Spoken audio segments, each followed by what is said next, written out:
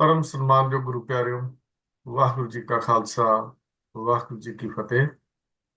ਸਿੱਖ mission college Ludhiana ਵੱਲੋਂ SMC ਗੁਰਮਤਿ class USA ਵਿੱਚ ਆਪ ਸਾਰਿਆਂ ਦਾ ਸਵਾਗਤ ਹੈ। ਸਾਰਿਆਂ ਨੂੰ ਜੀ ਆਇਆਂ। ਅੱਜ ਸਾਡਾ ਸਵਾਲ ਜਵਾਬ ਦਾ ਸਮਾਂ ਹੈ। ਆਪ ਜੀ ਵੱਲੋਂ ਜੋ ਸਵਾਲ ਭੇਜੇ ਜਾਂਦੇ ਹਨ, ਪੈਨਲ ਮੈਂਬਰਸ ਉਹਨਾਂ ਦੇ ਉੱਤੇ ਵਿਚਾਰ ਕਰਕੇ ਜੋ ਸਹਿਮਤੀ ਬਣਦੀ ਹੈ ਉਹ ਜਵਾਬ ਆਪ ਜੀ ਦੇ ਨਾਲ ਸਾਂਝਾ ਕਰਦੇ ਹਾਂ। ਕਈ ਵਾਰੀ ਕਈ ਸਵਾਲਾਂ ਨੂੰ ਸਮਾਂ ਵਧੇਰੇ ਲੱਗ ਜਾਂਦਾ ਹੈ। ਕੋਈ ਸਵਾਲ ਸਾਨੂੰ ਪੈਂਡਿੰਗ 'ਚ ਰੱਖਣੇ ਪੈਂਦੇ ਹਨ, ਉਹਨਾਂ ਦੇ ਵਿਚਾਰ ਦੀ ਹੋਰ ਲੋੜ ਹੁੰਦੀ ਹੈ। ਕਈ ਵਾਰੀ 2-2 3-3 ਹਫ਼ਤੇ ਵੀ ਸਾਨੂੰ ਵਿਚਾਰਨਾ ਪੈਂਦਾ ਹੈ ਸਵਾਲਾਂ ਦੇ ਜਵਾਬ ਦੇਣ ਦੇ ਲਈ। ਉਹਨਾਂ ਪਾਸੋਂ ਅਸੀਂ ਮਾਫੀ ਚਾਹੁੰਦੇ ਹਾਂ ਜਿਨ੍ਹਾਂ ਦੇ ਸਵਾਲ ਅਸੀਂ ਪੈਂਡਿੰਗ ਦੇ ਵਿੱਚ ਰੱਖ ਲੈਂਦੇ ਹਾਂ, ਕਿਉਂਕਿ ਜਦ ਤੱਕ ਸਾਡੀ ਆਪਣੀ ਤਸੱਲੀ ਨਹੀਂ ਹੁੰਦੀ, ਅਸੀਂ ਪੈਨਲ ਮੈਂਬਰਸ ਆਪ 'ਚ ਸਹਿਮਤ ਨਹੀਂ ਹੁੰਦੇ, ਉਨੀ ਦੇਰ ਤੱਕ ਅਸੀਂ ਸਵਾਲ ਦਾ ਜਵਾਬ ਆਪ ਜੀ ਨਾਲ ਸਾਂਝਾ ਨਹੀਂ ਕਰਦੇ। ਜਦੋਂ ਸਹਿਮਤੀ ਬਣੇਗੀ ਉਹਨਾਂ ਸਵਾਲਾਂ ਦੇ ਜਵਾਬ ਵੀ ਆਪ ਜੀ ਨੂੰ ਦੇ ਦਿੱਤੇ ਜਾਣਗੇ। ਜਿਸ ਤਰ੍ਹਾਂ ਇੱਕ ਸਵਾਲ ਸਾਡੇ ਕੋਲ 2 ਹਫ਼ਤਿਆਂ ਤੋਂ ਪਿੱਛੇ ਪੈਂਡਿੰਗ ਹੈ, ਜਿਨ੍ਹਾਂ ਦਾ ਅਸੀਂ ਜਵਾਬ ਨਹੀਂ ਦੇ ਸਕੇ। ਉਹ ਜਵਾਬ ਅੱਜ ਵੀ ਅਸੀਂ ਨਹੀਂ ਦੇ ਸਕਾਂਗੇ। ਉਹ ਅਸੀਂ ਅਗਲੇ ਹਫ਼ਤੇ ਕੋਸ਼ਿਸ਼ ਕਰਾਂਗੇ ਉਹਦਾ ਜਵਾਬ ਆਪ ਜੀ ਨਾਲ ਸਾਂਝਾ ਕਰ ਦਿੱਤਾ ਜਾਏ। ਆਮ ਤੌਰ ਤੇ ਇਸ ਸਵਾਲ ਜਵਾਬ ਸੈਸ਼ਨ ਦੀ ਸੇਵਾ ਵੀਰ ਰਾਜਾ ਸਿੰਘ ਜੀ ਕਰਦੇ ਹਨ। ਕੁਝ ਸਿਹਤ ਢਿੱਲੀ ਹੈ ਵੀਰ ਰਾਜਾ ਸਿੰਘ ਜੀ ਦੀ ਅੱਜ। ਇਹ ਸੇਵਾ ਅੱਜ ਵੀਰ ਤੇਜਿੰਦਰ ਸਿੰਘ ਜੀ ਨਿਭਾ ਰਹੇ ਹਨ। ਵੀਰ ਤੇਜਿੰਦਰ ਸਿੰਘ ਜੀ, ਆਪ ਜੀ ਨੂੰ ਬੇਨਤੀ ਕਰਦਾ ਹਾਂ, ਕਿਰਪਾ ਕਰੋ ਅੱਜ ਦਾ ਇਹ ਸਵਾਲ ਜਵਾਬ ਦਾ ਸੈਸ਼ਨ ਆਪ ਜੀ ਆਰੰਭ ਕਰੋ ਜੀ। ਵਾਹਿਗੁਰੂ ਜੀ ਕਾ ਖਾਲਸਾ, ਵਾਹਿਗੁਰੂ ਜੀ ਕੀ ਫਤਿਹ। ਇੱਕ ਓੰਕਾਰ ਸਤਨਾਮ ਕਰਤਾ ਪੁਰਖ ਨਿਰਭਉ ਨਿਰਵੈਰ ਅਕਾਲ ਮੂਰਤ ਅਜੂਨੀ ਸੈਭੰ ਗੁਰ ਪ੍ਰਸਾਦ। ਵਾਹਿਗੁਰੂ ਵਾਹਿਗੁਰੂ ਵਾਹਿਗੁਰੂ ਵਾਹਿਗੁਰੂ ਵਾਹਿਗੁਰੂ। ਵਾਹਿਗੁਰੂ ਜੀ ਕਾ ਖਾਲਸਾ, ਵਾਹਿਗੁਰੂ ਜੀ ਕੀ ਫਤਿਹ। ਗੁਰੂ ਪਿਆਰਿਓ, ਜਿਵੇਂ ਕਿ ਆਪ ਜੀ ਨੂੰ ਵੀਰ ਹਰਜੀਤ ਸਿੰਘ ਜੀ ਨੇ ਦੱਸਿਆ ਹੀ ਹੈ ਕਿ ਅੱਜ ਸਵਾਲ ਜਵਾਬ ਦਾ ਜਿਹੜਾ ਹੈ ਉਹ ਸੈਸ਼ਨ ਹੈ। तो ਇਹਦੇ ਵਿੱਚ ਜੋ ਆਪ ਜੀ ਨੇ ਪਿਛਲੇ ਹਫ਼ਤੇ ਵਿੱਚ ਸਾਨੂੰ ਸਵਾਲ ਭੇਜੇ ਹਨ, ਉਹਨਾਂ ਸਵਾਲਾਂ ਨੂੰ ਅਸੀਂ ਇੱਕ ਇੱਕ ਕਰਕੇ ਅੱਜ ਆਪ ਜੀ ਦੇ ਨਾਲ ਜੋ ਸਹਿਮਤੀ ਬਣੀ ਹੈ ਪੈਨਲ ਦੇ ਅੰਦਰ, ਉਹਦੇ ਮੁਤਾਬਕ ਜਿਹੜੇ ਵੀਰ ਹਨ ਉਹ ਆਪ ਜੀ ਨੂੰ ਜਵਾਬ ਦੇਣਗੇ।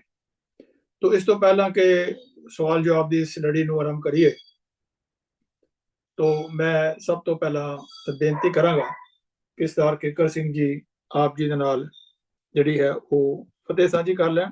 सरदार किकर सिंह जी। हाँ जी वीर जी, वाहिगुरू जी का खालसा, वाहिगुरू जी की फतेह जी। इस तो बाद बेनती करांगा मैं सरदार जगीर सिंह जी नूं, वो भी फतेह साझी कर लैण आप जी। वाहिगुरू जी की फतेह। डॉक्टर तेजिंदर सिंह जी नूं बेनती है फतेह साझी करन जी वीर जी। वाहिगुरू जी का खालसा, वाहिगुरू जी की फतेह। प्रभ कीर्तन सिंह गुरां नूं बेनती है कि वो भी फतेह साझी करन जी। सर प्रभ कीर्तन सिंह जी।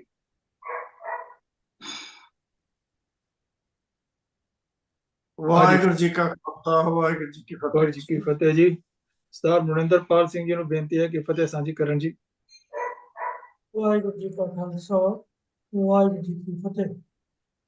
तो आओ इस फतेह ਦੀ ਸਾਂਝ ਤੋਂ ਬਾਅਦ ਇੱਕ ਇੱਕ ਕਰਕੇ ਜੋ ਸਵਾਲ ਹਨ ਉਹਨਾਂ ਨੂੰ ਆਪ ਜੀ ਦੇ ਨਾਲ ਜਿਹੜੇ ਹਨ ਸਾਂਝੇ ਕਰਦੇ ਹਾਂ। ਜੋ ਜਵਾਬ ਤੋਂ ਜੋ ਸਵਾਲ ਹਨ ਉਹ ਵੱਖ-ਵੱਖ ਹਨ, ਕੋਈ ਬਾਣੀ ਦੇ ਨਾਲ ਸੰਬੰਧਿਤ ਹਨ, ਕੋਈ ਸਿੱਖ ਰਹਿਤ ਮਰਿਆਦਾ ਦੇ ਨਾਲ ਸੰਬੰਧਿਤ ਹਨ, ਔਰ ਕੁਝ ਜਿਹੜੇ ਹਨ ਉਹ ਸਿਧਾਂਤਕ ਪੱਖੋਂ ਉਹਨਾਂ ਦੀ ਵਿਚਾਰ ਜਿਹੜੀ ਹੈ ਆਪ ਜੀ ਦੇ ਨਾਲ ਸਾਂਝੀ ਕਰਨੀ ਹੈ। तो सब तो पहला क्वेश्चन जो है वो वीर किकर सिंह जी वास्ते है कि गुरबाणी ਦੇ ਵਿੱਚ ਪੰਕਤੀ ਆਂਦੀ ਹੈ, ਜੇ ਵੇਲਾ ਵਕਤ ਵਿਚਾਰੀ ਹੈ ਤਾਂ ਕਿਤ ਵੇਲਾ ਭਗਤ ਹੋਏ। तो ਇਸ ਵਿੱਚ ਕਿਹੜੇ ਵੇਲੇ ਦੀ ਸਮੇਂ ਦੀ ਗੱਲ ਹੈ ਜਾਂ ਉਮਰ ਦੇ ਵੱਖ-ਵੱਖ ਪੜਾਵਾਂ ਤੋਂ ਕੀ ਮੁਰਾਦ ਹੈ? तो ਇਹ ਸਵਾਲ ਦਾ ਵੀਰ ਕਿकर ਸਿੰਘ ਜੀ ਸਾਨੂੰ ਸਮਝਾਓ ਕਿ ਇਹਦੇ ਵਿੱਚ ਵੇਲਾ ਔਰ ਸਮਾਂ ਜਾਂ ਉਮਰ ਦੀ ਕੀ ਗੱਲ ਹੈ ਜੀ। ਸਰ ਕਿकर ਸਿੰਘ ਜੀ।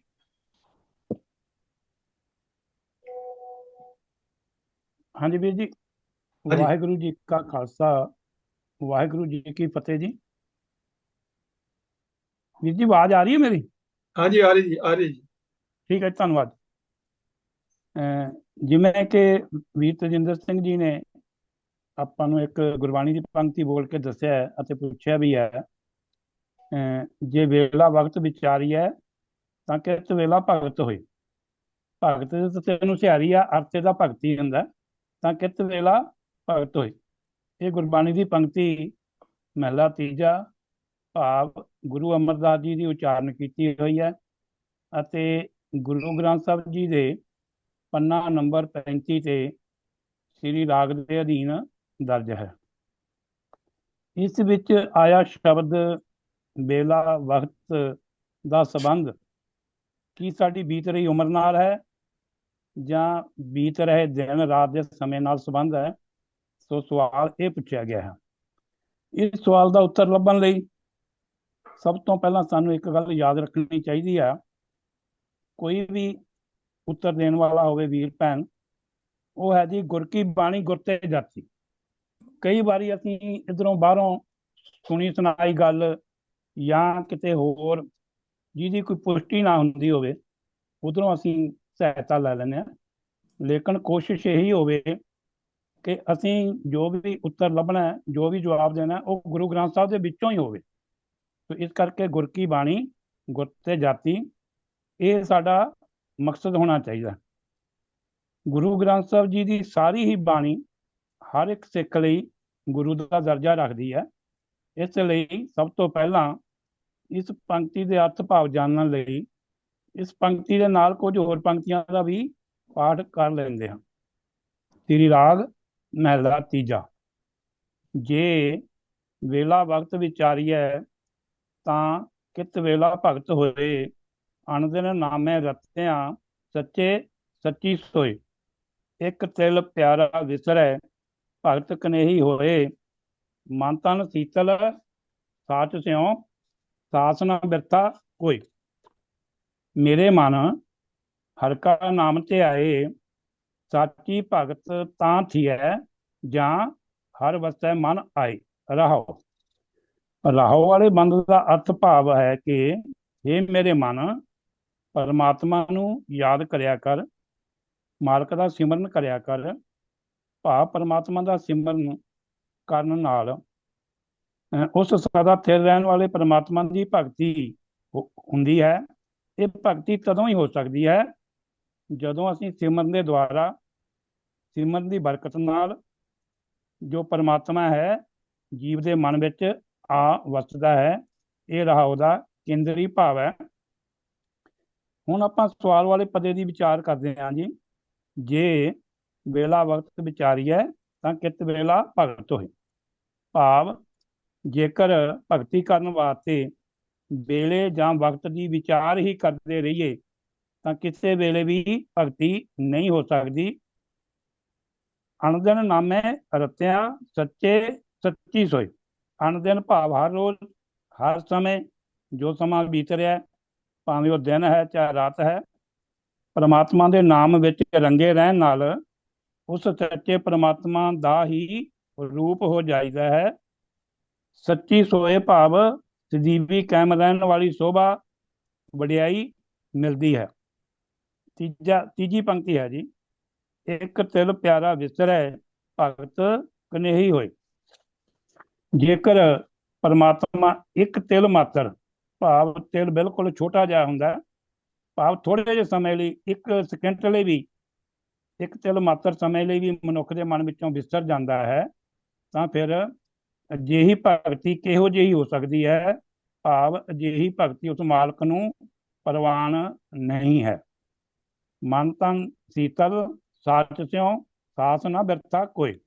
ਜੇਕਰ ਮਨੁੱਖ ਦਾ ਉਸ ਮਾਲਕ ਦੀ ਯਾਦ ਤੋਂ ਬਿਨਾਂ ਇੱਕ ਵੀ ਸਾਸ, ਭਾਵ ਸਾਹ ਖਾਲੀ ਨਾ ਜਾਵੇ, ਤਾਂ ਉਸ ਸੱਚੇ ਪਰਮਾਤਮਾ ਦੇ ਨਾਲ ਜੁੜ ਕੇ ਜੀਵ ਦਾ ਮਨ ਸੀਤਲ, ਭਾਵ ਮਨ ਠੰਡਾ ਠਾਰ ਹੋ ਜਾਂਦਾ ਹੈ ਅਤੇ ਜਿਹੜਾ ਤਨ ਹੈ ਉਹ ਵੀ ਸੀਤਲ ਹੋ ਜਾਂਦਾ ਹੈ। ਹੁਣ ਜਿਵੇਂ ਕਿ ਇੱਥੇ ਸ਼ਬਦ ਵਰਤੇ ਗਏ ਹਨ, ਅਣਦਿਨ, ਇੱਕ ਤਿਲ, ਸਾਸ ਨਾ ਇੱਕ ਤਾਸਵੀ ਵਿਰਸਾ ਨਹੀਂ ਹੈ। ਸੋ ਅਸੀਂ ਇਸ ਤੋਂ ਸਹਿਜੇ ਹੀ ਜਾਣ ਸਕਦੇ ਹਾਂ ਕਿ ਜੋ ਵੇਲਾ ਵਕਤ ਦਾ ਸੰਬੰਧ ਹੈ ਇਹ ਮਨੁੱਖ ਦੇ ਰੋਜ਼ਾਨਾ ਦੇ ਜੀਵਨ ਵਰਤਾਰੇ ਨਾਲ ਹੈ, ਬਲਕਿ ਉਮਰ ਨਾਲ ਸੰਬੰਧ ਨਹੀਂ ਹੈ। ਸੋ ਸਮੁੱਚੀ ਵਿਚਾਰ ਕਰਦਿਆਂ ਕਈ ਗਲਤੀਆਂ ਭੁੱਲਾਂ ਹੋ ਗਈਆਂ ਹੋਣਗੀਆਂ ਜੀ। ਹਿਮਾਂ ਦੇ ਜਾਚਕ ਹਾਂ। ਫਤਿਹ ਅਰਜ਼ ਕਰਦਾ ਹਾਂ ਜੀ। ਵਾਹਿਗੁਰੂ ਜੀ ਕਾ ਖਾਲਸਾ, ਵਾਹਿਗੁਰੂ ਜੀ ਕੀ ਫਤਿਹ ਜੀ। ਵਾਹਿਗੁਰੂ ਜੀ ਕਾ ਖਾਲਸਾ, ਵਾਹਿਗੁਰੂ ਜੀ ਕੀ ਫਤਿਹ ਜੀ। ਬਹੁਤ ਬਹੁਤ ਧੰਨਵਾਦ ਸਰ ਕਿੱਕਰ ਸਿੰਘ ਜੀ। ਆਪ ਜੀ ਨੇ ਗੁਰਬਾਣੀ ਦੇ ਪ੍ਰਮਾਣ ਦੇ ਕਰਕੇ ਬੜਾ ਸਪਸ਼ਟ ਕਰ ਦਿੱਤਾ ਹੈ ਕਿ ਇਹਦਾ ਸੰਬੰਧ ਉਮਰ ਦੇ ਨਾਲ ਨਹੀਂ ਹੈ, ਤੇ ਇਹ ਉਮਰ ਦੇ ਨਾਲ ਅਗਰ ਲਵਾਂਗੇ ਤੇ ਉਹ ਅਰਥ ਜਿਹੜੇ ਹਨ ਉਹ ਗਲਤ ਹੋ ਜਾਣਗੇ। ਤੋ ਆਪ ਜੀ ਦਾ ਬਹੁਤ ਬਹੁਤ ਧੰਨਵਾਦ ਸਰ ਕਿੱਕਰ ਸਿੰਘ ਜੀ। ਤੋ ਅਗਲਾ ਸਵਾਲ ਜਿਹੜਾ ਹੈ ਉਹ ਸਿੱਖ ਰਹਿਤ ਮਰਿਆਦਾ ਦੇ ਨਾਲ ਸੰਬੰਧਿਤ ਹੈ ਤੇ ਉਹਦਾ ਜਵਾਬ ਦੇਣਗੇ ਡਾਕਟਰ ਤੇਜਿੰਦਰ ਸਿੰਘ ਜੀ। ਸਵਾਲ ਇਸ ਪ੍ਰਕਾਰ ਹੈ ਕਿ ਪੰਥ ਪ੍ਰਵਾਨਿਤ ਸਿੱਖ ਰਹਿਤ ਮਰਿਆਦਾ ਅਨੁਸਾਰ ਗੁਰਦੁਆਰਾ ਸਾਹਿਬ ਵਿੱਚ ਨਗਾਰਾ ਹੋਣਾ ਜ਼ਰੂਰੀ ਹੈ, ਪਰ ਬੜੇ ਗੁਰਦੁਆਰਿਆਂ ਸਾਹਿਬ ਵਿੱਚ ਵੇਖਿਆ ਕਿ ਉੱਥੇ ਨਗਾਰਾ ਸਾਹਿਬ ਨਹੀਂ ਹੁੰਦਾ। ਇਹਦਾ ਕੀ ਕਾਰਨ ਹੈ? तो डॉक्टर तजिंदर सिंह जी स्पष्ट करनगे ਇਹਦੇ ਬਾਰੇ। ਸਰ ਡਾਕਟਰ ਤਜਿੰਦਰ ਸਿੰਘ ਜੀ ਆਪ ਜੀ ਇਸ ਸਵਾਲ ਦਾ ਜਵਾਬ ਦਿਓ ਜੀ। ਵਾਹਿਗੁਰੂ ਜੀ ਕਾ ਖਾਲਸਾ, ਵਾਹਿਗੁਰੂ ਜੀ ਕੀ ਫਤਿਹ। ਨਗਾਰਾ ਸਿੱਖ ਕੌਮ ਦੀ ਚੜ੍ਹਦੀ ਕਲਾ ਦਾ ਪ੍ਰਤੀਕ ਪ੍ਰਾਚੀਨ ਸਾਜ਼। ਸਿੱਖ ਰਹਿਤ ਮਰਿਆਦਾ ਅਨੁਸਾਰ ਨਗਾਰਾ ਹਰ ਗੁਰਦੁਆਰਾ ਸਾਹਿਬ ਵਿੱਚ ਸਥਾਪਿਤ ਹੋਣਾ ਲਾਜ਼ਮੀ ਹੈ। ਇਸ ਦੇ ਨਾ ਹੋਣ ਦੀ ਕੋਈ ਗੁੰਜਾਇਸ਼ ਨਹੀਂ ਰੱਖੀ ਗਈ। ਲਾਜ਼ਮੀ ਹੈ ਮਤਲਬ ਹੋਣਾ ਚਾਹੀਦਾ। ਮਰਿਆਦਾ ਅਨੁਸਾਰ ਗੁਰੂ ਘਰ ਵਿੱਚ ਨਗਾਰੇ ਦੀ ਵਰਤੋਂ ਸੰਗਤਾਂ ਨੂੰ ਗੁਰੂ ਸਾਹਿਬ ਦੀ ਸਵਾਰੀ ਦੇ ਆਗਮਨ ਜਾਂ ਪ੍ਰਸਥਾਨ ਵਕਤ ਸਾਵਧਾਨ ਕਰਨ ਵਾਸਤੇ, ਅਰਦਾਸ ਦੀ ਸ਼ਮੂਲੀਅਤ ਵਿੱਚ ਇਕਾਗਰਤਾ ਵਾਸਤੇ, ਗੁਰੂ ਦੇ ਲੰਗਰ ਦੀ ਸੂਚਨਾ ਵਾਸਤੇ ਕੀਤੀ ਜਾਂਦੀ ਹੈ। ਸ੍ਰੀ ਗੁਰੂ ਹਰਗੋਬਿੰਦ ਸਾਹਿਬ ਜੀ ਨੇ ਮੀਰੀ ਪੀਰੀ ਦੀ ਪਰੰਪਰਾ ਦੇ ਸ਼ੁਰੂ ਕਰਦਿਆਂ ਨਗਾਰਾ ਦੀ ਵਰਤੋਂ ਕਰਨ ਦਾ ਆਦੇਸ਼ ਦਿੱਤਾ। ਗੁਰਗੱਦੀ ਗ੍ਰਹਿਣ ਕਰਦੇ ਸਮੇਂ ਸ੍ਰੀ ਗੁਰੂ ਗੋਬਿੰਦ ਸਿੰਘ ਜੀ ਨੇ ਵੀ ਕੌਮੀ ਅਣਖ ਦੇ ਇਸ ਚਿੰਨ੍ਹ ਨੂੰ ਮਹੱਤਵ ਬਖਸ਼ਿਆ ਅਤੇ 1684 ਵਿੱਚ ਗੁਰੂ ਘਰ ਦੇ ਦੀਵਾਨ ਨੰਦ ਚੰਦ ਨੂੰ ਹੁਕਮ ਕਰਕੇ ਇੱਕ ਵਿਸ਼ਾਲ ਨਗਾਰਾ ਬਣਵਾਇਆ, ਜਿਸ ਦਾ ਨਾਮ ਰਣਜੀਤ ਨਗਾਰਾ ਰੱਖਿਆ। ਇਹ ਨਗਾਰਾ ਜਿੱਥੇ ਸ਼ਿਕਾਰ ਦੇ ਦੌਰੇ ਤੇ ਅਗਵਾਈ ਕਰਦਾ, ਉੱਥੇ ਜੰਗਾਂ ਯੁੱਧਾਂ ਵਿੱਚ ਵੀ ਦੁਸ਼ਮਣ ਦੇ ਹੌਸਲਿਆਂ ਤੇ ਚੋਟ ਮਾਰਦਾ। ਵਰਤਮਾਨ ਵਿੱਚ ਗੁਰਦੁਆਰਿਆਂ ਦੀ ਗਿਣਤੀ ਜਾਤ ਕਬੀਲੇ ਦੇ ਆਧਾਰ ਤੇ, ਪਿੰਡਾਂ ਮੁਹੱਲਿਆਂ ਦੇ ਆਧਾਰ ਤੇ ਹੋਣ ਕਾਰਨ ਬਹੁਤ ਵੱਧ ਗਈ ਹੈ। ਜਿੱਥੇ ਗੁਰਦੁਆਰਿਆਂ ਦੀ ਗਿਣਤੀ ਵਧੀ ਹੈ, ਉੱਥੇ ਸੰਗਤਾਂ ਦੀ ਗਿਣਤੀ ਬਹੁਤ ਘਟੀ ਹੈ। ਬਹੁਤ ਸਾਰੇ ਰਸਮੀ ਗੁਰਦੁਆਰੇ ਤਾਂ ਅਜਿਹੇ ਹਨ ਕਿ ਸਾਰਾ ਦਿਨ ਕੋਈ ਵਿਰਲਾ ਹੀ ਪ੍ਰਵੇਸ਼ ਕਰਦਾ ਹੈ। ਗ੍ਰੰਥੀ ਸਿੰਘ ਕਿਵਾੜ ਖੋਲ੍ਹਣ ਤੇ ਬੰਦ ਕਰਨ ਲਈ ਰਹਿ ਗਏ ਹਨ। ਪ੍ਰਬੰਧਕ ਸੱਜਣ ਅਣਜਾਣ ਜਾਂ ਬੇਪਰਵਾਹ ਹੋਣ ਕਾਰਨ ਹੋਰ ਕਰਮਕਾਂਡ ਤਾਂ ਲਾਗੂ ਕਰ ਰਹੇ ਹਨ, ਪਰ ਗੁਰੂ ਘਰ ਦੀ ਉਚਿਤ ਮਰਿਆਦਾ ਲਾਗੂ ਕਰਨ ਤੋਂ ਪਰਹੇਜ਼ ਕਰਦੇ ਹਨ। ਫਿਰ ਸੰਗਤਾਂ ਦਾ ਲਗਭਗ ਨਾ ਹੋਣਾ ਵੀ ਨਗਾਰੇ ਦੀ ਆਵਾਜ਼ ਸੁਣਨ ਵਾਲਿਆਂ ਦੀ ਕਮੀ ਦਾ ਕਾਰਨ ਹੈ। ਕੁਝ ਕੁ ਇਤਿਹਾਸਕ ਗੁਰਦੁਆਰਿਆਂ ਵਿੱਚ ਵੀ ਨਗਾਰਾ ਮੌਜੂਦ ਨਹੀਂ, ਜਾਂ ਹੈ ਵੀ ਤਾਂ ਰੱਖ ਰਖਾਵ ਨਹੀਂ ਹੈ। ਪ੍ਰਬੰਧਕਾਂ ਨੂੰ ਇਸ ਦੇ ਮਹੱਤਵ ਨੂੰ ਸਮਝਣਾ ਚਾਹੀਦਾ ਹੈ। ਨਗਾਰਾ ਮਰਿਆਦਾ ਅਨੁਸਾਰ ਸਥਾਪਿਤ ਕਰਨਾ ਚਾਹੀਦਾ ਹੈ। ਇਸ ਦੀ ਆਵਾਜ਼ ਨਾਲ ਪਿੰਡ ਜਾਂ ਮੁਹੱਲੇ ਦੇ ਵਸਨੀਕ ਵੀ ਲਗਾਵ ਮਹਿਸੂਸ ਕਰਨਗੇ ਅਤੇ ਇਸ ਦੀ ਆਵਾਜ਼, ਇਸ ਦੀ ਗੂੰਜ ਸੁਣ ਕੇ ਗੁਰਦੁਆਰਾ ਘਰ ਆਉਣ ਵਾਸਤੇ ਉਤਸੁਕ ਹੋਣਗੇ। ਇਹਨਾਂ ਸ਼ਬਦਾਂ ਨਾਲ ਮਾਫੀ ਮੰਗਾਂਗਾ ਜੀ। ਵਾਹਿਗੁਰੂ ਜੀ ਕਾ ਖਾਲਸਾ, ਵਾਹਿਗੁਰੂ ਜੀ ਕੀ।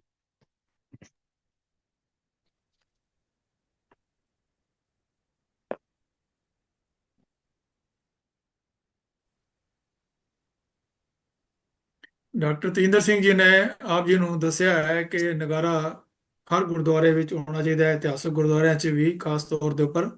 ਲੇਕਿਨ ਜੇਕਰ ਉਹ ਨਹੀਂ ਹੈ ਸਾਡੇ ਗੁਰਦੁਆਰੇ ਅੰਦਰ ਤੇ ਉਹ ਸਾਡੀ ਢਿੱਲ ਹੈ।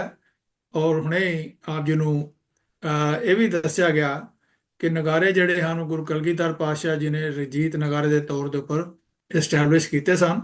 ਔਰ ਜਦੋਂ ਉਹ ਅਨੰਦਪੁਰ ਸਾਹਿਬ ਦੀ ਪਹਾੜੀਆਂ ਦੇ ਅੰਦਰ ਉਹ ਗੂੰਜਦੇ ਸਨ ਤਾਂ ਉਹਦੇ ਨਾਲ ਜਿਹੜੇ ਵੈਰੀ ਸਨ, ਪਹਾੜੀ ਰਾਜੇ ਖਾਸ ਤੌਰ ਦੇ ਉੱਪਰ, ਉਹਨਾਂ ਦੇ ਦਿਲ ਜਿਹੜੇ ਕੰਬਦੇ ਸਨ। ਤੇ ਇਹ ਨਗਾਰਾ ਵੀ, ਰਣਜੀਤ ਨਗਾਰਾ ਵੀ ਇੱਕ ਕਾਰਨ ਬਣਿਆ ਕਿ ਜਦੋਂ ਪਹਾੜੀ ਰਾਜਿਆਂ ਨੇ ਔਰੰਗਜ਼ੇਬ ਨੂੰ ਜਾ ਕੇ ਸ਼ਿਕਾਇਤ ਕੀਤੀ ਕਿ ਇਹ ਤੇ ਪੈਰਲਲ ਜਿਹੜੀ ਹੈ ਉਹ ਸਰਕਾਰ ਜਿਹੜੀ ਹੈ ਉਹ ਗੁਰੂ ਗੋਬਿੰਦ ਸਿੰਘ ਮਹਾਰਾਜ ਜੀ ਚਲਾ ਰਹੇ ਹਨ। ਤੋ ਇਹ ਬਹੁਤ ਜ਼ਰੂਰੀ ਹੈ ਕਿ ਸਾਡੇ ਗੁਰਦੁਆਰੇ ਅੰਦਰ ਨਗਾਰਾ ਜਿਹੜਾ ਹੋਣਾ ਬੜਾ ਜ਼ਰੂਰੀ ਹੈ, ਤਾਂ ਕਿ ਸੰਗਤਾਂ ਨੂੰ ਅਵੇਅਰਨੈਸ ਹੋਵੇ ਕਿ ਗੁਰਦੁਆਰੇ ਅਸੀਂ ਪਹੁੰਚਣਾ ਹੈ ਔਰ ਅਰਦਾਸ ਦੇ ਵੇਲੇ ਵੀ ਇਹ ਵਜਾਇਆ ਜਾਂਦਾ ਹੈ, ਇਹ ਮਰਿਆਦਾ ਹੈਗੀ ਹੈ। ਤੋ ਬਹੁਤ ਬਹੁਤ ਧੰਨਵਾਦ ਡਾਕਟਰ ਤੇਜਿੰਦਰ ਸਿੰਘ ਜੀ ਆਪ ਜੀ ਦਾ। ਆਪ ਜੀ ਨੇ ਇਸ ਸਵਾਲ ਦਾ ਬੜੇ ਬਖੂਬੀ ਜਿਹੜਾ ਹੈ ਜਵਾਬ ਦਿੱਤਾ ਹੈ।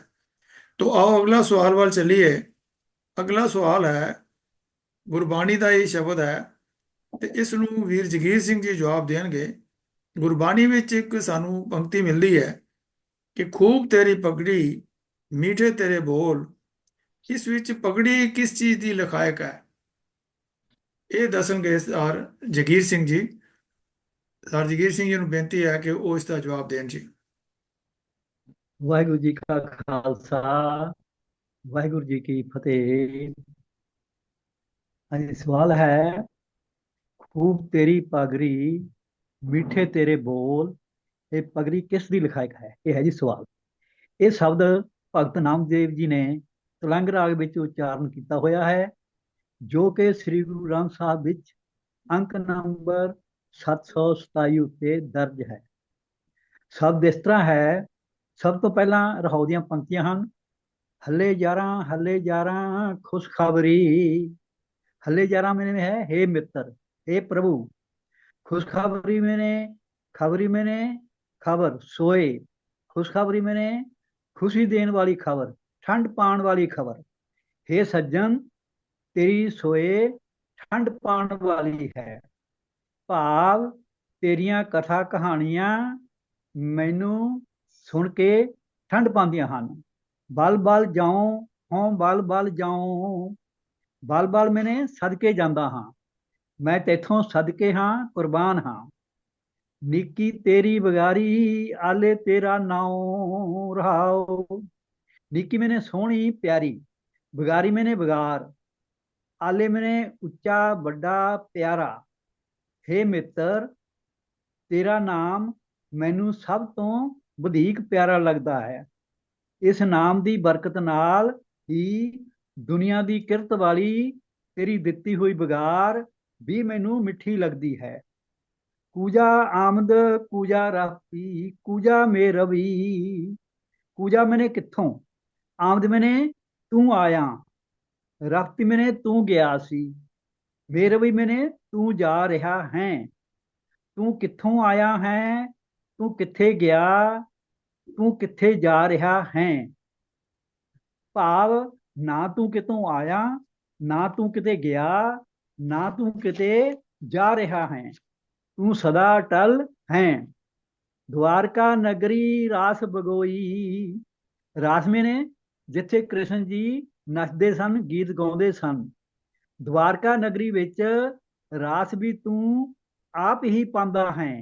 भाव कृष्ण भी तू आप ही है। खूब तेरी पगड़ी मिठे तेरे बोल। खूब मैंने सोहनी, हे यार हे प्रभु तेरी सोहनी पग है।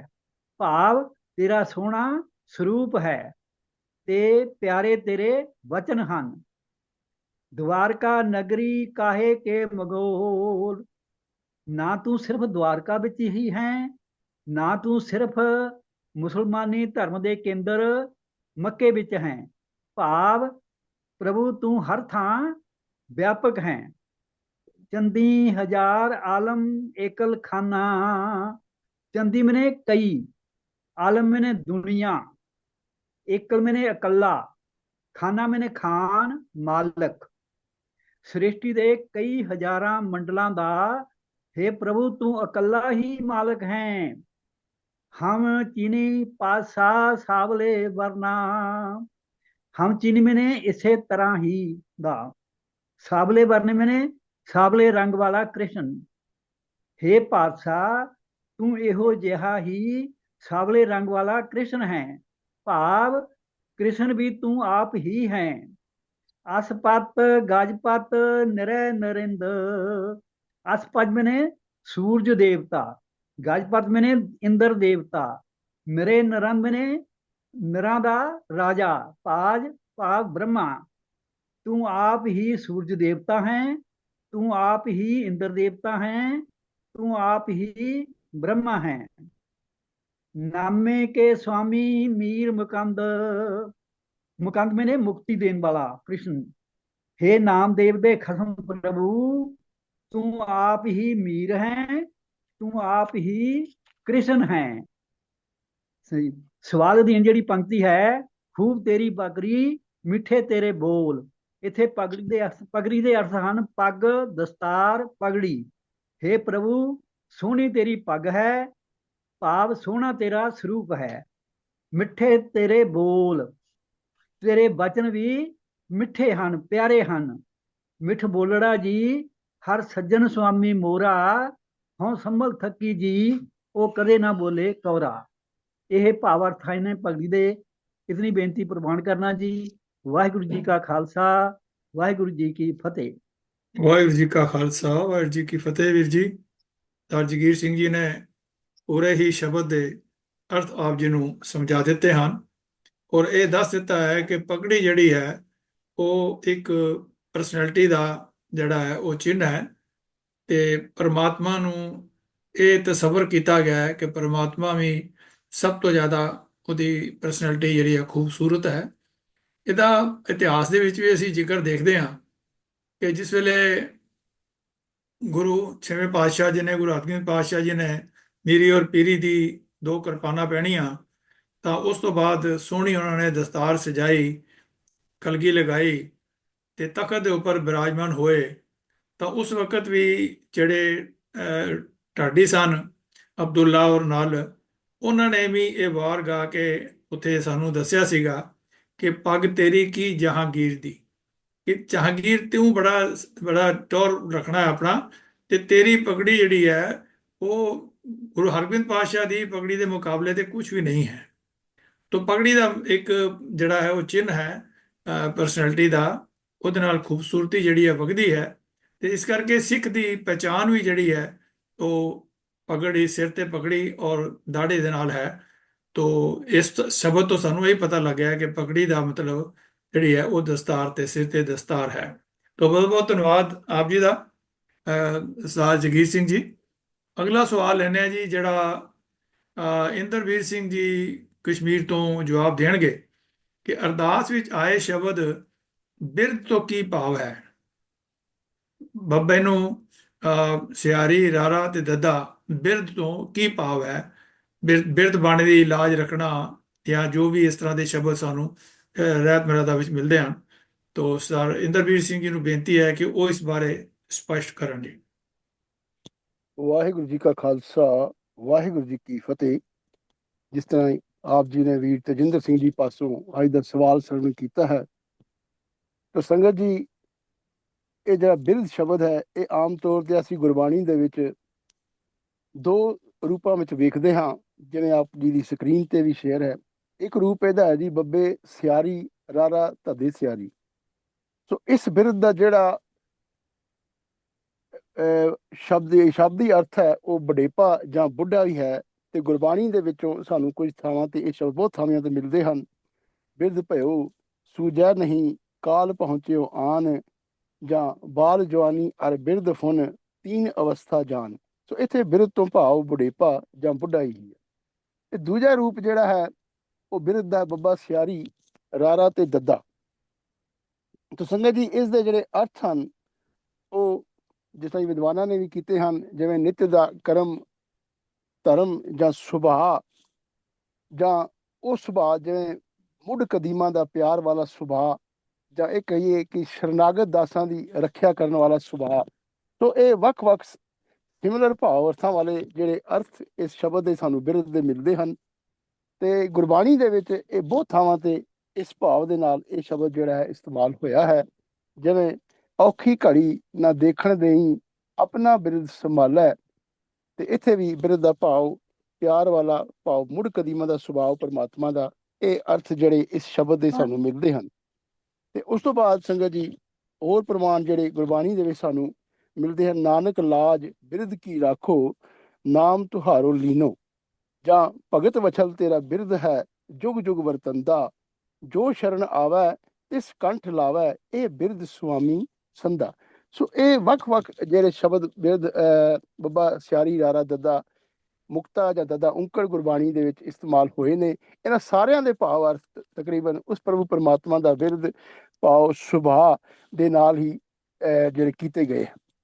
ਹੁਣ ਅੱਜ ਦੇ ਸਵਾਲ ਵਿੱਚ ਜਿਹੜਾ ਬਿਰਧ ਸਾਨੂੰ ਪੁੱਛਿਆ ਗਿਆ ਹੈ ਇਹ ਬੱਬਾ ਸਿਆਰੀ, ਰਾਰਾ, ਦੱਦਾ ਵਾਲਾ ਬਿਰਧ ਹੈ। ਤੇ ਇਸ ਦੇ ਅਰਥ ਵੀ ਜਿਹੜੇ ਹਨ ਉਹ ਇਸੇ ਤਰ੍ਹਾਂ ਦੀ ਹੋਣਗੇ। ਨਿਤ ਦਾ ਕਰਮ, ਸੁਭਾਅ ਜਾਂ ਖਾਲਸੇ ਪ੍ਰਮਾਤਮਾ ਦਾ ਉਹ ਗੁਣ ਜਿਹੜਾ ਸਾਰਿਆਂ ਦੀ ਲੋੜਵੰਦ ਦੀ, ਗਰੀਬ ਦੀ ਰੱਖਿਆ ਕਰਨ ਵਾਲਾ ਸੁਭਾਅ ਹੈ, ਉਸ ਵਾਂਗ ਹਨ। ਤੇ ਇਹ ਅਰਦਾਸ ਦੇ ਵਿੱਚ ਬਿਰਧ ਕੀ ਪੈਜ ਵਾਕ ਦੇ ਨਾਲ ਇਸਤੇਮਾਲ ਮਤਲਬ ਸਾਨੂੰ ਹੋਇਆ ਮਿਲਦਾ ਹੈ। ਤੇ ਪੈਜ ਕਹਿੰਦੇ ਨੇ ਇੱਜ਼ਤ। ਸੋ ਇਸ ਸ਼ਬਦ ਦੇ ਅਰਦਾਸ ਦੇ ਵਿੱਚ ਜੇ ਅਸੀਂ ਅਰਥ ਕਰ ਲਈਏ ਤੇ ਖਾਲਸਾ ਜਿਹੜਾ ਹੈ ਉਹ ਇਸ ਸੁਭਾਅ ਦੀ ਪੈਜ ਰੱਖਣ ਦੀ ਜਿਹੜੀ ਯਾਚਨਾ ਉਹ ਕਰਦਾ ਹੈ।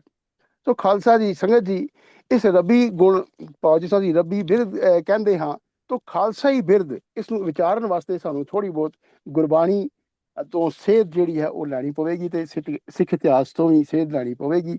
ਥੋੜ੍ਹੇ ਜਿਹੇ ਸੰਖੇਪ ਵਿੱਚ ਆਪ ਜੀ ਦੇ ਨਾਲ ਬਚਨ ਸਾਂਝੇ ਕਰਨਾ ਚਾਹਾਂਗਾ। ਤਾਂ ਸਮੁੱਚੇ ਗੁਰੂ ਕਾਲ ਵਿੱਚ ਜਿਸ ਸਮਾਜ ਦੀ ਸਥਾਪਨਾ ਦਰਅਸਲ ਗੁਰੂ ਸਾਹਿਬਾਨ ਕਰ ਰਹੇ ਸਨ, ਉਹ ਸਮਾਜ ਉਸ ਅਕਾਲ ਪੁਰਖ ਦੇ ਬਿਰਧ ਭਾਵ ਸੁਭਾਅ ਜਿਹੜਾ ਸਰਬਤ ਦਾ ਭਲੇ ਦਾ ਸੁਭਾਅ ਹੈ, ਇਹ ਮੰਗਣ ਵਾਲਾ ਇੱਕ ਸਮਾਜ ਹੀ ਸੀ। ਅਤੇ ਇਸ ਧਰਮ ਦੇ ਅਨੁਯਾਈ ਭਾਵ ਜਿਹੜੇ ਸਿੱਖ ਹਨ, ਆਪਣੇ ਜੀਵਨ ਦੀ ਉਸਾਰੀ ਗੁਰਬਾਣੀ ਦੇ ਹੀ ਇਹਨਾਂ ਮਹਾਵਾਕਾਂ, ਜਿਵੇਂ ਅਸੀਂ ਦੇਖਦੇ ਹਾਂ, ਏਕ ਪਿਤਾ ਏਕਸ ਕੇ ਹਮ ਬਾਰਕ, ਤੂੰ ਮੇਰਾ ਗੁਰਹਾਈ, ਜਾਂ ਸਭ ਕੋ ਮੀਤ ਹਮ ਆਪਨ ਕੀਨਾ, ਹਮ ਸਭਨਾ ਕੇ ਸਾਜਨ ਆਦਿ ਅਨੁਸਾਰ ਕਰਦਾ ਹੈ। ਤਾਂ ਗੁਰੂ ਗੋਬਿੰਦ ਸਿੰਘ ਜੀ ਮਹਾਰਾਜ ਨੇ ਇਸ ਸਮਾਜ ਦੀ ਸੰਪੂਰਨਤਾ ਜਿਹੜੀ ਸੀ ਉਹ ਖਾਲਸਾ ਦੇ ਰੂਪ ਵਿੱਚ ਕੀਤੀ ਅਤੇ ਇਸ ਖਾਲਸੇ ਨੂੰ ਵਾਹਿਗੁਰੂ ਜੀ ਕਾ ਖਾਲਸਾ ਆਖਿਆ। ਖਾਲਸਾ ਅਕਾਲ ਪੁਰਖ ਕੀ ਫੌਜ ਅਤੇ ਇਸ ਨੂੰ ਰੱਬੀ ਗੁਣਾਂ ਨੂੰ ਸੰਸਾਰ ਵਿੱਚ ਅਮਲਾਉਣ ਦੇ ਅਹਿਲ ਭਾਵ ਕਾਬਲ ਦੱਸਿਆ ਤੇ ਆਖਿਆ, ਖਾਲਸਾ ਹੋਵੇ ਸਦਾ ਉਦਾਰ ਚਿੱਤ, ਖਾਲਸਾ ਹੋਵੇ ਸਦਾ ਧਰਮਬ੍ਰਿਤ, ਖਾਲਸਾ ਨਾ ਹਾਰੇ ਹਿੰਮਤ ਕਦੇ ਵੀ, ਖਾਲਸਾ ਰਹੇ ਅਡੋਲ ਤ੍ਰੈਕਾਲ, ਖਾਲਸਾ ਪਾਲੇ ਬਿਰਧ ਸਾਹਿਬੀ ਵਾਲਾ। ਸੋ ਇਸੇ ਤਰ੍ਹਾਂ ਦੀ ਜੇ ਅਸੀਂ ਇਤਿਹਾਸ ਨੂੰ ਦੇਖਦੇ ਹਾਂ, ਜੇ 18ਵੀਂ ਸਦੀ ਦੇ ਵਿੱਚ ਸਿੱਖ ਭਾਵੇਂ ਆਪ ਬੇਘਰ ਸਨ, ਜੰਗਲਾਂ ਵਿੱਚ, ਪਹਾੜਾਂ ਵਿੱਚ, ਰੇਗਿਸਤਾਨਾਂ ਵਿੱਚ ਰਹਿ ਰਹੇ ਸਨ, ਪਰ ਇਸ ਬਿਰਧ ਸਾਹਿਬੀ ਦੀ ਪਾਲਣਾ ਕਰਨਾ ਖਾਲਸੇ ਨੇ ਆਪਣਾ ਪਰਮ ਧਰਮ ਸਮਝਿਆ। ਭਾਵੇਂ ਹਾਕਮਾਂ ਤੋਂ ਸਤਾਏ ਹੋਏ ਮਜ਼ਲੂਮ ਹੋਣ, ਵਿਦੇਸ਼ੀ ਹਮਲਾਵਾਰਾਂ ਦੀ ਲੁੱਟਮਾਰ ਤੋਂ ਦੁਖੀ ਜਨਤਾ ਹੋਵੇ, ਜਾਂ ਬਹੁ ਬੇਟੀਆਂ ਦੀ ਪੱਤ ਲੁੱਟਣ ਅਤੇ ਉਹਨਾਂ ਨੂੰ ਚੁੱਕ ਲੈ ਜਾਣ ਵਾਲੇ ਧਾੜਵੀਆਂ ਤੋਂ ਉਹਨਾਂ ਦੇ ਮਾਂ-ਬਾਪ ਦੀ ਫਰਿਆਦ ਹੋਵੇ, ਸਾਰਿਆਂ ਦੇ ਨੂੰ ਇਨਸਾਫ ਦੇਣ ਲਈ ਖਾਲਸੇ ਨੇ ਕੁਰਬਾਨੀਆਂ ਦੇ ਕੇ ਇਸ ਰਵੀ ਬਿਰਧ ਦੀ ਪਾਲਣਾ ਕੀਤੀ। ਇਤਿਹਾਸ ਗਵਾਹ ਹੈ ਕਿ ਇੱਕ ਵਾਰ 2200 ਦੇ ਕਰੀਬ ਹਿੰਦੀ ਕੁੜੀਆਂ ਨੂੰ ਜਦ ਮਹਿਮਦ ਸ਼ਾਹ ਅਬਦਾਲੀ ਦੀਆਂ ਫੌਜਾਂ ਇੱਥੋਂ ਧਾੜਵੀ ਬਣ ਕੇ ਚੁੱਕ ਕੇ ਲੈ ਜਾ ਰਹੀਆਂ ਸਨ, ਤਾਂ ਉਹਨਾਂ ਦੁਖੀ ਮਾਪਿਆਂ ਨੇ ਉਸ ਸਮੇਂ ਸਰਬਤ ਖਾਲਸਾ ਜੋ ਅਕਾਲ ਤਖਤ ਅੰਮ੍ਰਿਤਸਰ ਵਿਖੇ ਹੋ ਰਿਹਾ ਸੀ, ਉੱਥੇ ਜਾ ਕੇ ਸਿੱਖਾਂ ਦੇ ਫੌਜੀ ਜਰਨੈਲ ਸਰਦਾਰ ਜੱਸਾ ਸਿੰਘ ਆਹਲੂਵਾਲੀਆ ਪਾਸ ਇੱਕ ਅਰਜ਼ੋਈ ਕੀਤੀ, ਫਰਿਆਦ ਕੀਤੀ ਕਿ ਉਹਨਾਂ ਦੀ ਬਹੂ ਬੇਟੀਆਂ ਨੂੰ ਛੁਡਵਾਇਆ ਜਾਵੇ। ਤੇ ਇਤਿਹਾਸ ਦੱਸਦਾ ਹੈ ਕਿ ਸਿੰਘਾਂ ਨੇ ਉਸ ਸਰਬਤ ਖਾਲਸੇ ਦੇ ਵਿੱਚ ਫੈਸਲਾ ਕਰਕੇ ਨਾ ਕੇਵਲ ਉਹਨਾਂ 2200 ਜਿਹੜੀਆਂ ਦੇ ਕਰੀਬ ਜਿਹੜੀਆਂ ਬਹੂ ਬੇਟੀਆਂ ਸਨ, ਉਹਨਾਂ ਨੂੰ ਬੜੇ ਸਤਿਕਾਰ ਦੇ ਨਾਲ ਛੁਡਾ ਕੇ ਲਾਇਆ, ਬਲਕਿ ਉਹਨਾਂ ਨੂੰ ਆਪਣੇ ਘਰੋਂ ਘਰੀ ਵੀ ਬੜੇ ਸਤਿਕਾਰ ਨਾਲ ਉਹਨਾਂ ਨੂੰ ਪੁਜਾਇਆ ਉਸ ਸਮੇਂ ਪਹੁੰਚਾ ਦਿੱਤਾ ਸੀ। ਤੇ ਸਿੰਘਾਂ ਦੀ ਇਸ ਬਿਰਧ ਦੀ ਇਸ ਜੋ ਉਹਨਾਂ ਦੀ ਦੇਣ ਸੀ, ਉਸ ਵਕਤ ਉਹਨਾਂ ਤੋਂ ਇਤਨਾ ਮੁਤਾਸਰ ਉਸ ਸਮੇਂ ਸਮਾਜ ਹੋਇਆ ਸੀ ਕਿ ਕਈ ਵਾਰ ਉਹਨਾਂ ਦੇ ਗੀਤ ਜਿਹੜੇ ਗਾਏ ਜਾਂਦੇ ਸਨ ਤੇ ਗੀਤ ਵੀ ਲਿਖੇ ਸਾਨੂੰ ਮਿਲਦੇ ਹਨ। ਉਸ ਵਕਤ ਆਮ ਪ੍ਰਚਲਿਤ ਜਿਹੜੇ ਬੋਲੇ ਸਨ, ਵੇ ਮੋੜੀ ਭਾਈ ਕੱਛ ਵਾਲਿਆ ਸਿਰਦਾਰਾ, ਧੀ ਸਾਡੀ ਗਈ ਬਸਰੇ ਨੂੰ ਗਈ, ਇਹਨਾਂ ਦੀਆਂ ਗੁੱਡੀਆਂ ਭੁਆਈ ਸਿੰਘਾ ਛਈ, ਵੇ ਮੋੜੀ ਭਾਈ ਕੱਛ ਵਾਲਿਆ ਸਰਦਾਰਾ। ਸੋ ਇਸੇ ਰਬੀ ਬਿਰਧ ਦੀ ਪਾਲਣਾ ਨੂੰ ਸਿੱਖ ਦੀ ਰੋਜ਼ਾਨਾ ਜ਼ਿੰਦਗੀ ਦਾ ਹਿੱਸਾ ਪ੍ਰਗਟਾਉਂਦੇ ਹੋਏ ਗੁਰੂ ਪੰਥ ਵੱਲੋਂ ਪੰਥ ਪ੍ਰਵਾਨਿਤ ਸਿੱਖ ਰਹਿਤ ਮਰਿਆਦਾ ਵਿੱਚ ਸਿੱਖ ਦੀ ਰੋਜ਼ਾਨਾ ਅਰਦਾਸ ਦਾ ਹਿੱਸਾ ਬਣਾ ਦਿੱਤਾ ਗਿਆ, ਜਿੱਥੇ ਰੋਜ਼ਾਨਾ ਪ੍ਰਥਮੇ ਸਰਬਤ ਖਾਲਸਾ ਜੀ ਕੀ ਅਰਦਾਸ ਹੈ ਜੀ ਵਾਲੇ 5ਵੇਂ ਬੰਦ ਵਿੱਚ ਹਰ ਜਹਾਂ ਖਾਲਸਾ ਜੀ ਸਾਹਿਬ ਤਹਾਂ ਤਹਾਂ ਰੱਖਿਆ ਰਿਆਇਤ, ਦੇਗ ਤੇਗ ਫਤਿਹ ਬਿਰਧ ਕੀ ਪੈਜ ਆਖ ਕੇ ਯਾਚਨਾ ਕਰਦੇ ਹਾਂ ਕਿ ਗਰੀਬ ਮਜ਼ਲੂਮ ਲੋੜਵੰਦ ਦੀ ਬਾਂਹ ਫੜਨ ਦਾ ਜੋ ਰਬੀ ਬਿਰਧ ਸੁਭਾਅ ਖਾਲਸੇ ਨੂੰ ਪ੍ਰਾਪਤ ਹੋਇਆ ਹੈ, ਉਸ ਵਿੱਚ ਕੋਈ ਘਾਟ ਖੜੋਤ ਕਦੇ ਵੀ ਨਾ ਆਵੇ। ਇਹ ਸਿੱਖ ਦੇ ਰੋਜ਼ਾਨਾ ਜ਼ਿੰਦਗੀ ਦੀ ਯਾਚਨਾ ਹੈ। ਸੋ ਆਸ ਹੈ ਜਿਨ੍ਹਾਂ ਨੇ ਇਹ ਸਵਾਲ ਪੁੱਛਿਆ ਹੋਵੇਗਾ ਉਹਨਾਂ ਨੂੰ ਇਸ ਦੇ ਅਰਥ ਮਿਲੇ ਹੋਣਗੇ। ਫਿਰ ਵੀ ਆਪ ਜੀ ਦੇ ਕੋਲ ਕੋਈ ਹੋਰ ਵੀ ਵਾਧੂ ਜਾਣਕਾਰੀ ਹੋਵੇ ਸਾਂਝੀ ਕਰ ਸਕਦੇ ਹੋ ਜੀ। ਭੁੱਲਾਂ ਦੀ ਖਿਮਾ। ਵਾਹਿਗੁਰੂ ਜੀ ਕਾ ਖਾਲਸਾ, ਵਾਹਿਗੁਰੂ ਜੀ ਕੀ ਫਤਿਹ। ਵਾਹਿਗੁਰੂ ਜੀ ਕੀ ਫਤਿਹ ਜੀ। ਇੰਦਰਵੀਰ ਸਿੰਘ ਜੀ ਨੇ ਬੜੀ ਡਿਟੇਲ ਵਿੱਚ ਜਿੱਥੇ ਸਿੱਖ ਰਹਿਤ ਮਰਿਆਦਾ ਵਿੱਚੋਂ ਕੋਟੇਸ਼ਨ ਦਿੱਤੀ ਹੈ, ਉਸ ਦੇ ਵਿੱਚ ਹੀ ਜਿਹੜੇ ਗੁਰਬਾਣੀ ਦੇ ਵਿੱਚ ਜਿਹੜੇ ਅਰਥ ਆਏ ਹਨ ਬਿਰਧ ਧੱਦੇ ਨਾਲ ਵੀ ਆਇਆ ਤਾਂ ਉਹਦਾ ਮਤਲਬ ਵਡੇਰੀ ਉਮਰ ਹੈ, ਤੇ ਜਿੱਥੇ ਬਾਕੀ ਦੱਦੇ ਨਾਲ ਹੈ, ਬੱਬੇ ਨੂੰ ਸਿਆਰੀ ਰਾਰਾ ਦੱਦਾ, ਬਿਰਧ ਔਂਕੜ ਨਾਲ ਔਰ ਬਿਨਾਂ ਔਂਕੜ ਤੋਂ ਵੀ, ਉਹਦੇ ਵੀ ਅਰਥ ਦੱਸੇ ਹਨ ਕਿ ਮੁੱਢ ਕਦੀਮਾ ਤੋਂ ਜੋ ਵਾਹਿਗੁਰੂ ਦਾ ਸੁਭਾਅ ਹੈ ਕਿ ਉਹ ਆਪਣੇ ਸੇਵਕ ਹੀ ਆਪੇ ਰਾਖੇ, ਆਪੇ ਨਾਮ ਜਪਾਵੇ, ਕਿ ਸਾਰੇ ਜੋ ਕਾਇਨਾਤ ਉਹਨੇ ਪੈਦਾ ਕੀਤੀ ਹੈ ਉਸ ਨੂੰ ਸਮੇਂ ਸਿਰ ਰਿਜ਼ਕ ਦੇਣਾ, ਉਹਨਾਂ ਸਾਰਿਆਂ ਦੇ ਦੇਖਭਾਲ ਕਰਨੀ, ਇਹ ਪਰਮਾਤਮਾ ਦਾ ਸੁਭਾਅ ਹੈ। ਤੋ ਐਸਾ ਸੁਭਾਅ ਜਿਹੜਾ ਹੈ, ਜਿਹੜੇ ਕੋਈ ਜਿੱਥੇ ਕਿਤੇ ਲੋੜਵੰਦ ਹੋਵੇ ਜਾਂ ਜਿੱਥੇ ਕਿਤੇ ਕੋਈ ਮੁਸ਼ਕਲ ਵਿੱਚ ਹੋਵੇ, ਉਸ ਨੂੰ ਵੀ ਜਿਹੜਾ ਹੈ ਇਸ ਬਿਰਧ ਜਿਹੜਾ ਸੁਭਾਅ ਦੇ ਵਿੱਚ ਖਾਲਸੇ ਅੰਦਰ ਵੀ ਗੁਰੂ ਗੋਬਿੰਦ ਸਿੰਘ ਮਹਾਰਾਜ ਜੀ ਨੇ ਬਖੂਬੀ ਭਰਿਆ, ਜਿਹਦਾ ਜ਼ਿਕਰ ਆਪ ਜੀ ਨੇ ਸਰਿੰਦਰਬੀਰ ਸਿੰਘ ਜੀ ਨੇ ਇਤਿਹਾਸ ਵਿੱਚੋਂ ਵੀ ਦਿੱਤਾ, ਔਰ ਬੋਲ ਵੀ ਸਾਂਝੇ ਕੀਤੇ ਹਨ ਕਿ ਕਿਸ ਤਰ੍ਹਾਂ ਖਾਲਸਾ ਵੀ ਉਹਨਾਂ ਬਿਰਧ ਬਾਣੀ ਦੀ ਲਾਜ ਜਿਹੜੇ ਹੈ ਉਹ ਰੱਖਦਾ ਆਇਆ, ਔਰ ਖਾਲਸਾ ਇਸ ਵਾਸਤੇ ਮਸ਼ਹੂਰ ਵੀ ਹੈ ਕਿ ਉਹ ਗਰੀਬ ਗੁਰਬੇ ਦੀ ਬਾਹ ਪਕੜਦਾ ਹੈ ਔਖੇ ਸਮੇਂ ਦੇ ਵਿੱਚ ਆ ਕਰਕੇ। ਤੋ ਬਹੁਤ ਬਹੁਤ ਧੰਨਵਾਦ ਇੰਦਰਵੀਰ ਸਿੰਘ ਜੀ ਆਪ ਜੀ ਦਾ। ਤੋ ਅਗਲਾ ਸਵਾਲ ਜਿਹੜਾ ਹੈ ਉਹ 2 ਦਿਨ ਪਹਿਲੇ ਜਿਹੜਾ ਦੀਵਾਲੀ ਦਾ ਜਿਹੜਾ ਅਸੀਂ ਸਾਰੇ ਪਾਸੇ ਸ਼ੋਰ ਸੁਣਦੇ ਆਏ ਹਾਂ, ਬੜੀ ਵਿਚਾਰ ਵੀ ਸੁਣਦੇ ਆਏ ਹਾਂ ਕਿ ਉਹਨੂੰ ਬੰਦੀ ਛੋੜ ਦੇ ਨਾਲ ਵੀ ਰਲਾ ਕਰਕੇ ਪੋਸਟਾਂ ਜਿਹੜੀਆਂ ਹੁਣ ਫੇਸਬੁੱਕ ਤੇ WhatsApp ਦੇ ਉੱਪਰ ਬੜੀਆਂ ਘੁੰਮ ਰਹੀਆਂ ਹਨ, ਔਰ ਬੜੇ ਪ੍ਰਚਾਰਕ ਵੀ ਇਸ ਬਾਰੇ, ਕੀਰਤਨੀਏ ਵੀ ਕੀਰਤਨ ਕਰਕੇ ਉਹ ਸਾਨੂੰ ਇਹਨਾਂ ਤੁਕਾਂ ਦਾ ਸਾਨੂੰ ਅਰਥ ਜਿਹੜੇ ਬਿਨਾਂ ਅਰਥ ਕੀਤੇ ਉਹਨੂੰ ਬੜੀ ਸੁੰਦਰ ਟਿਊਨਾਂ ਦੇ ਵਿੱਚ ਸਾਨੂੰ ਦੀਵਾਲੀ ਦੀ ਰਾਤ ਨੂੰ ਦੀਵੇ ਬਾਲਣ ਦੀ ਜਿਹੜੀ ਹੈ ਉਹ ਰਸਮ ਦੇ ਨਾਲ ਜੋੜ ਕੇ ਸਾਨੂੰ ਦੱਸਦੇ ਹਨ। ਲੇਕਿਨ ਅਸਲ ਵਿੱਚ ਕੀ ਗੱਲ ਹੈ, ਦੀਵਾਲੀ ਕੀ ਰਾਤ ਦੀਵੇ ਬਾਲੀਆਂ, ਇਹ ਜੋ ਭਾਈ ਗੁਰਦਾਸ ਜੀ ਦੀ ਵਾਰ ਹੈ ਉਹ ਦੇਵਿੰਦਰ ਅਸਲ ਮਤਲਬ ਕੀ ਹੈ, ਭਾਈ ਗੁਰਦਾਸ ਜੀ ਸਮਝਾਉਣਾ ਕੀ ਚਾਹੁੰਦੇ ਹਨ। ਤੋ ਇਹ ਜੋ ਪੌੜੀ ਹੈ ਉਸ ਦਾ ਵਿਚਾਰ ਆਪ ਜੀ ਨੂੰ ਮਨਿੰਦਰਪਾਲ ਸਿੰਘ ਜੀ ਖੋਲ ਕੇ ਸਮਝਾਣਗੇ ਜੀ। ਮਨਿੰਦਰਪਾਲ ਸਿੰਘ ਜੀ। ਵਾਹਿਗੁਰੂ ਜੀ ਕਾ ਖਾਲਸਾ, ਵਾਹਿਗੁਰੂ ਜੀ ਕੀ ਫਤਿਹ। ਜਿਸ ਪੌੜੀ ਦੀ ਗੱਲ ਸਵਾਲ ਦੇ ਵਿੱਚ ਕੀਤੀ ਗਈ ਹੈ ਉਹ ਭਾਈ ਗੁਰਦਾਸ ਜੀ ਦੀ ਵਾਰ ਨੰਬਰ 19 ਦੀ ਪੌੜੀ ਨੰਬਰ 6 ਹੈ, ਜੋ ਆਪ ਜੀ ਦੇ ਸਾਹਮਣੇ ਸਕਰੀਨ ਤੇ ਦਿਖਾਈ ਗਈ ਹੈ।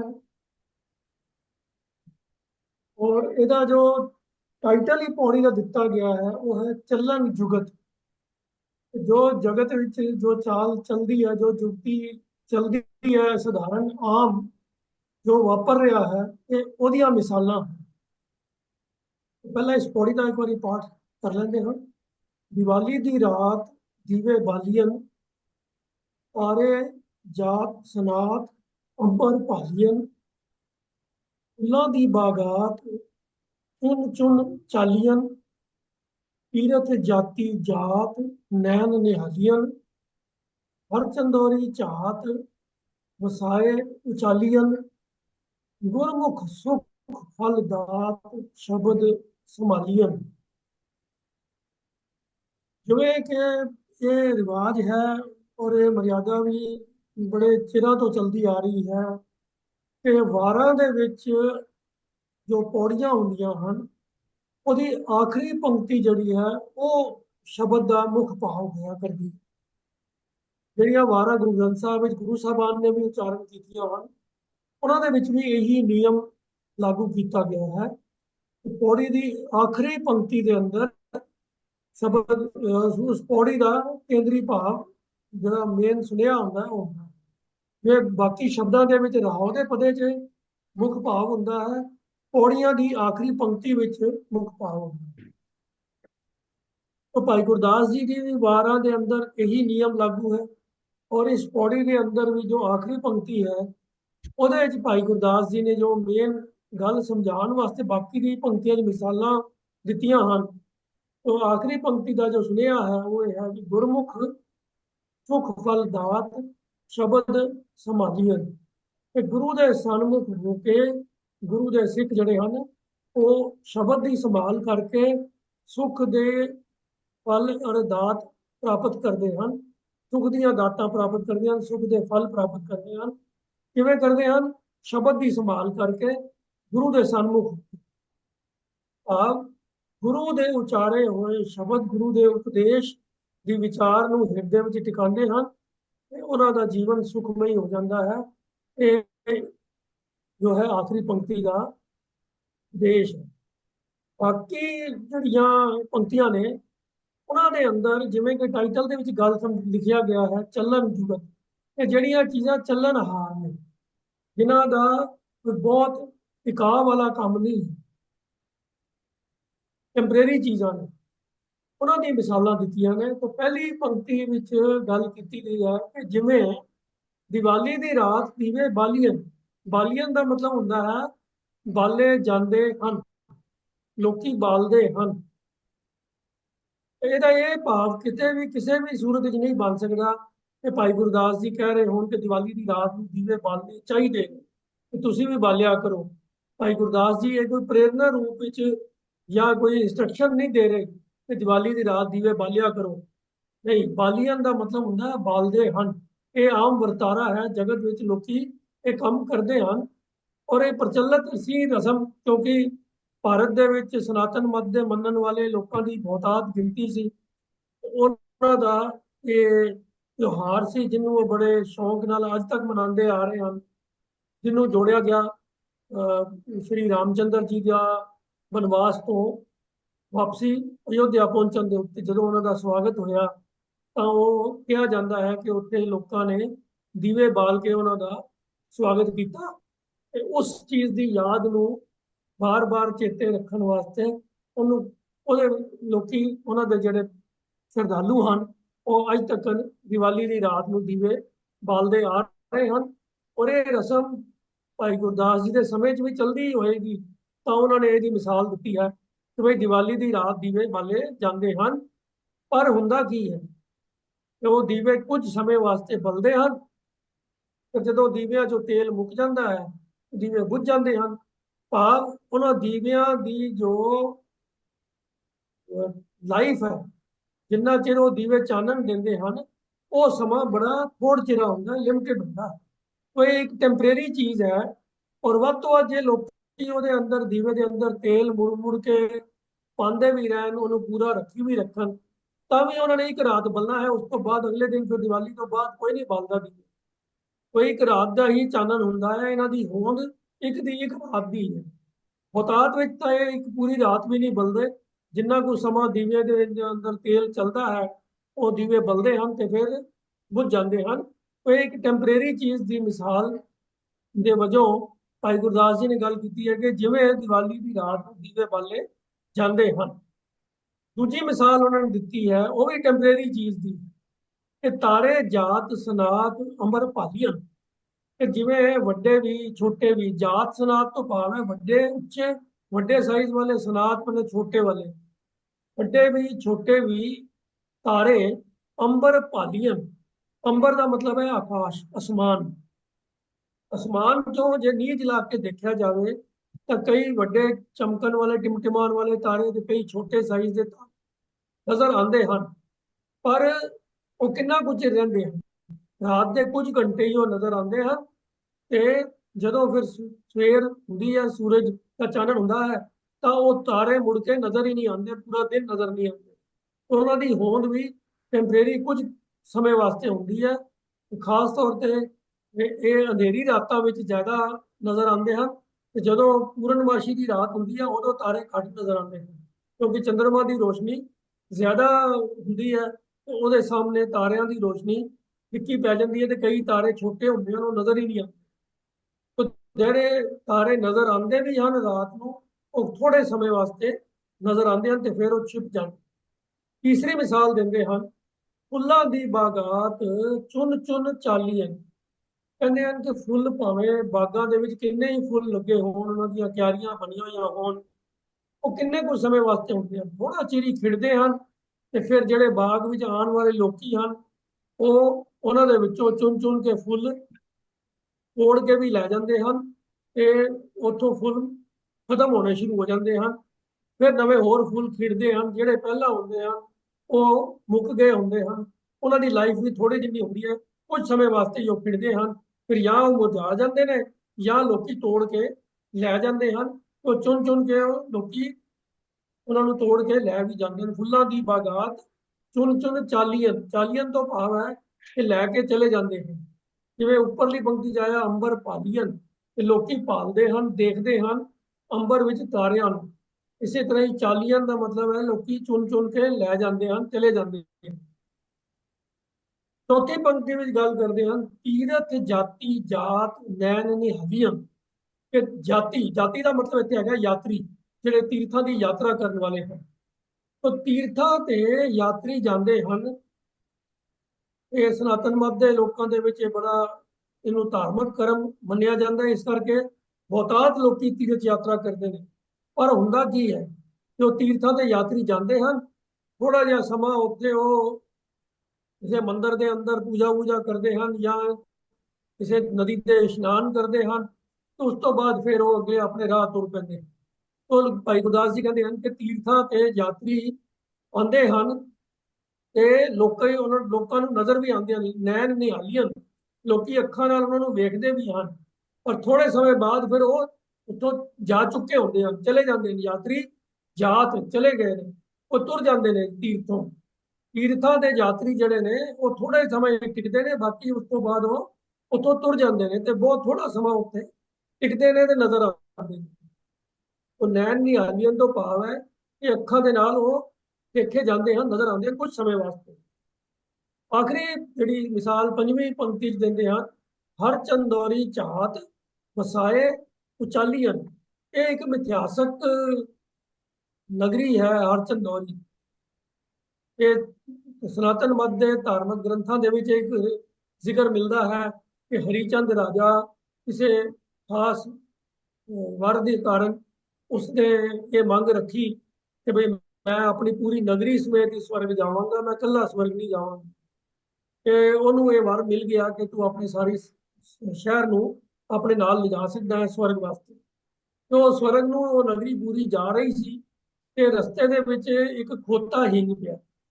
ਖੋਤੇ ਦੀ ਆਵਾਜ਼ ਸੁਣ ਕੇ ਹਰੀਚੰਦ ਦੇ ਮਨ ਵਿੱਚ ਇਹ ਖਿਆਲ ਆ ਗਿਆ, ਲੈ ਮੇਰੀ ਮਤਲਬ ਕਿਰਪਾ ਕਰਕੇ ਮੇਰੇ ਚੰਗੇ ਕਰਮ ਕੀਤੇ ਹੋਣ ਕਰਕੇ ਖੋਤਾ ਵੀ ਸਵਰਗ ਨੂੰ ਜਾ ਰਿਹਾ। ਉਹ ਇਹ ਥੋੜੀ ਹੰਕਾਰ ਦੀ ਭਾਵਨਾ ਉਹਦੇ ਮਨ ਵਿੱਚ ਆ ਗਈ। ਉਹ ਇਹ ਹੰਕਾਰ ਦੀ ਫਿਰ ਉਹ ਕਹਿੰਦੇ ਹਨ ਕਿ ਬਈ ਜਿਨ੍ਹਾਂ ਦੇਵਤਿਆਂ ਨੇ ਵਰ ਦਿੱਤਾ ਸੀਗਾ ਉਹਨਾਂ ਨੂੰ ਇਹ ਗੱਲ ਚੰਗੀ ਨਾ ਲੱਗੀ ਤੇ ਉਹਨਾਂ ਨੇ ਉਹ ਜਿਹੜੀ ਉਹਦੀ ਨਗਰੀ ਸੀ ਉਹਨੂੰ ਉੱਥੇ ਦਾ ਉੱਥੇ ਹੀ ਰੋਕ ਦਿੱਤਾ ਤੇ ਉਹ ਅਸਮਾਨ ਵਿੱਚ ਹੀ ਘੁੰਮਦੀ ਫਿਰਦੀ ਹੈ। ਉਹਨਾਂ ਦਾ ਸਨਾਤਨ ਮਤ ਦੀ ਪੁਸਤਕਾਂ ਦੇ ਵਿੱਚ ਇਹ ਪ੍ਰਸੰਗ ਮਿਲਦਾ ਹੈ। ਤੇ ਉਹ ਕਹਿੰਦੇ ਹਨ ਕਿ ਵੀ ਇਹ ਨਗਰੀ ਕਦੀ ਕਦਾਈ ਨਜ਼ਰ ਆਉਂਦੀ ਹੈ ਤੇ ਫਿਰ ਉਹ ਅਲੋਪ ਹੋ ਜਾਂਦੀ ਹੈ, ਛੁਪ ਜਾਂਦੀ ਹੈ।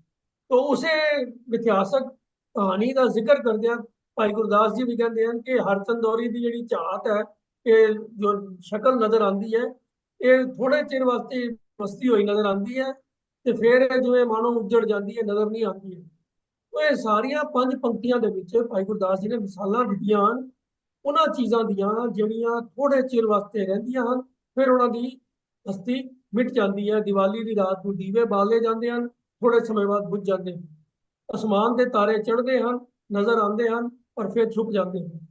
बागां दे विच फुल नजर आते हैं पर लोकी उन्होंने तोड़ के लै जाते हैं, फुल फिर खत्म हो जाते हैं। तीर्थ स्थानां दे उत्ते यात्री जाते हैं, कुछ समय वास्ते नजर आते हैं, फिर वो उत्थों तुर जाते हैं। ये हरचंद दौरी भी कुछ समय वास्ते नजर आती है, फिर अलोप हो जाती है। तो ये सारिया चीज़ां जिहड़ियां ने ਚੱਲਣਹਾਰ ने, ਇਹ ਸਦੀਵੀ ਨਹੀਂ ਨੇ। ਸਦੀਵੀ ਸੁੱਖ ਦੀ ਦਾਤ ਮਿਲਦੀ ਹੈ ਗੁਰੂ ਦੇ ਸਨਮੁਖ ਹੋ ਕੇ, ਗੁਰੂ ਦੇ ਸ਼ਬਦ ਦੀ ਸੰਭਾਲ ਕਰਨ ਦੇ ਨਾਲ, ਗੁਰੂ ਦੇ ਸ਼ਬਦ ਨੂੰ ਹਿਰਦੇ ਵਿੱਚ ਟਿਕਾਉਣ ਦੇ ਨਾਲ। ਇਹ ਅਸਲੀ ਦਾਤ ਹੈ ਜਿਹੜੀ ਸਦਾ ਕਾਇਮ ਰਹਿਣ ਵਾਲੀ ਹੈ। ਉੱਪਰਲੀਆਂ ਸਾਰੀਆਂ ਚੀਜ਼ਾਂ ਟੈਂਪਰੇਰੀ ਨੇ। ਤਾਂ ਮੈਸੇਜ ਤਾਂ ਸੀਗਾ ਕਿ ਗੁਰੂ ਦੇ ਸ਼ਬਦ ਦੀ ਸੰਭਾਲ ਕਰਨੀ ਚਾਹੀਦੀ ਹੈ, ਗੁਰੂ ਦੀ ਉਪਦੇਸ਼ ਦੀ ਕਮਾਈ ਕਰਨੀ ਚਾਹੀਦੀ। ਲੇਕਿਨ ਸਾਡੇ जो कीर्तन करने वाले ਸਿੰਘਾਂ ਨੂੰ सिर्फ दिवाली के रात के दीवे नजर आए तो उन्होंने उन्होंने ही अपना मुख विषा बना लिया कि हर बारी दिवाली के पुरब के उत्ते ਇਹਦਾ बहुत सारे तकरीबन सारे ही रागी ਜਿਹੜੇ ਨੇ तकरीबन कह सकते हैं कि सारे नहीं 100% नहीं तो 90% ਤੋਂ ਵੱਧ ਤਾਂ ਰਾਗੀ ਇਸ ਪੌੜੀ ਦਾ ਜੋ ਹੈ ਗਾਇਨ ਕਰਦੇ ਹਨ ਬਿਨਾਂ ਇਸ ਗੱਲ ਨੂੰ ਸਮਝਿਆ ਕਿ ਇਸ ਪੌੜੀ ਦਾ ਭਾਵ ਅਰਥ ਕੀ ਹੈ। तो आस है कि गल स्पष्ट हो गई होगी कि दिवाली के त्योहार के नाल दीवे बालन की भाई गुरदास जी सानू सिक्ख्या नहीं दे रहे, ना ही कह रहे हैं कि बालिया करो। वो कह रहे हैं कि लोग बालते हैं, एक टैंपरेरी जा काम है, उसी गुरु के शब्द के नाल। तो इतनी विचार प्रवान करने जी। वाहिगुरू जी का खालसा। वाहिगुरू जी की फतेह जी। ਬਹੁਤ ਬਹੁਤ ਧੰਨਵਾਦ ਵੀਰ ਮਨਿੰਦਰਪਾਲ ਸਿੰਘ ਜੀ, ਆਪ ਜੀ ਨੇ ਪੌੜੀ ਦਾ ਬੜੇ ਵਿਸਤਾਰ ਦੇ ਨਾਲ ਇੱਕ ਇੱਕ ਲਾਈਨ ਦਾ ਪਾਵਰ ਜਿਹੜਾ ਹੈ ਸਮਝਾਇਆ ਹੈ। ਔਰ ਮੇਨ ਜਿਹੜੀ ਗੱਲ ਇਹ ਹੈ ਕਿ ਇਸ ਪੌੜੀ ਦਾ ਦੀਵਾਲੀ ਦੇ ਨਾਲ ਕੋਈ ਸੰਬੰਧ ਨਹੀਂ ਹੈ, ਕਿ ਬਾਕੀ ਜਿਹੜੇ ਰਾਗੀ ਹਨ ਉਹ ਸਿਰਫ ਲੋਕਾਂ ਨੂੰ ਮਿਸਗਾਈਡ ਕਰਦੇ ਹਨ ਤੇ ਸ਼ਬਦਾਂ ਦੇ ਅਰਥਾਂ ਦੇ ਅਨਰਥ ਜਿਹੜੇ ਹਨ ਅਰਥ ਉਹ ਕਰਦੇ ਨਹੀਂ ਹਨ, ਲੇਕਿਨ ਜਿਨ੍ਹਾਂ ਨੂੰ ਅਰਥ ਪਤਾ ਵੀ ਹੈ ਉਹ ਸਿਰਫ ਦੀਵਾਲੀ ਦੇ ਨਾਲ ਇਹਨੂੰ ਜੋੜ ਕੇ ਆਪਣੀ ਜਿਹੜੀ ਹੈ ਉਹ ਥੋੜਾ ਜਿਹਾ ਵਡਿਆਈ ਜਿਹੜਾ ਉਹ ਚਾਹੁੰਦੇ ਹਨ ਕਿ ਸਾਨੂੰ ਮਤਲਬ ਇਹ ਦੀਵਾਲੀ ਦੇ ਬਾਰੇ ਸਾਨੂੰ ਇਹ ਪੜ੍ਹਨਾ ਚਾਹੀਦਾ ਹੈ।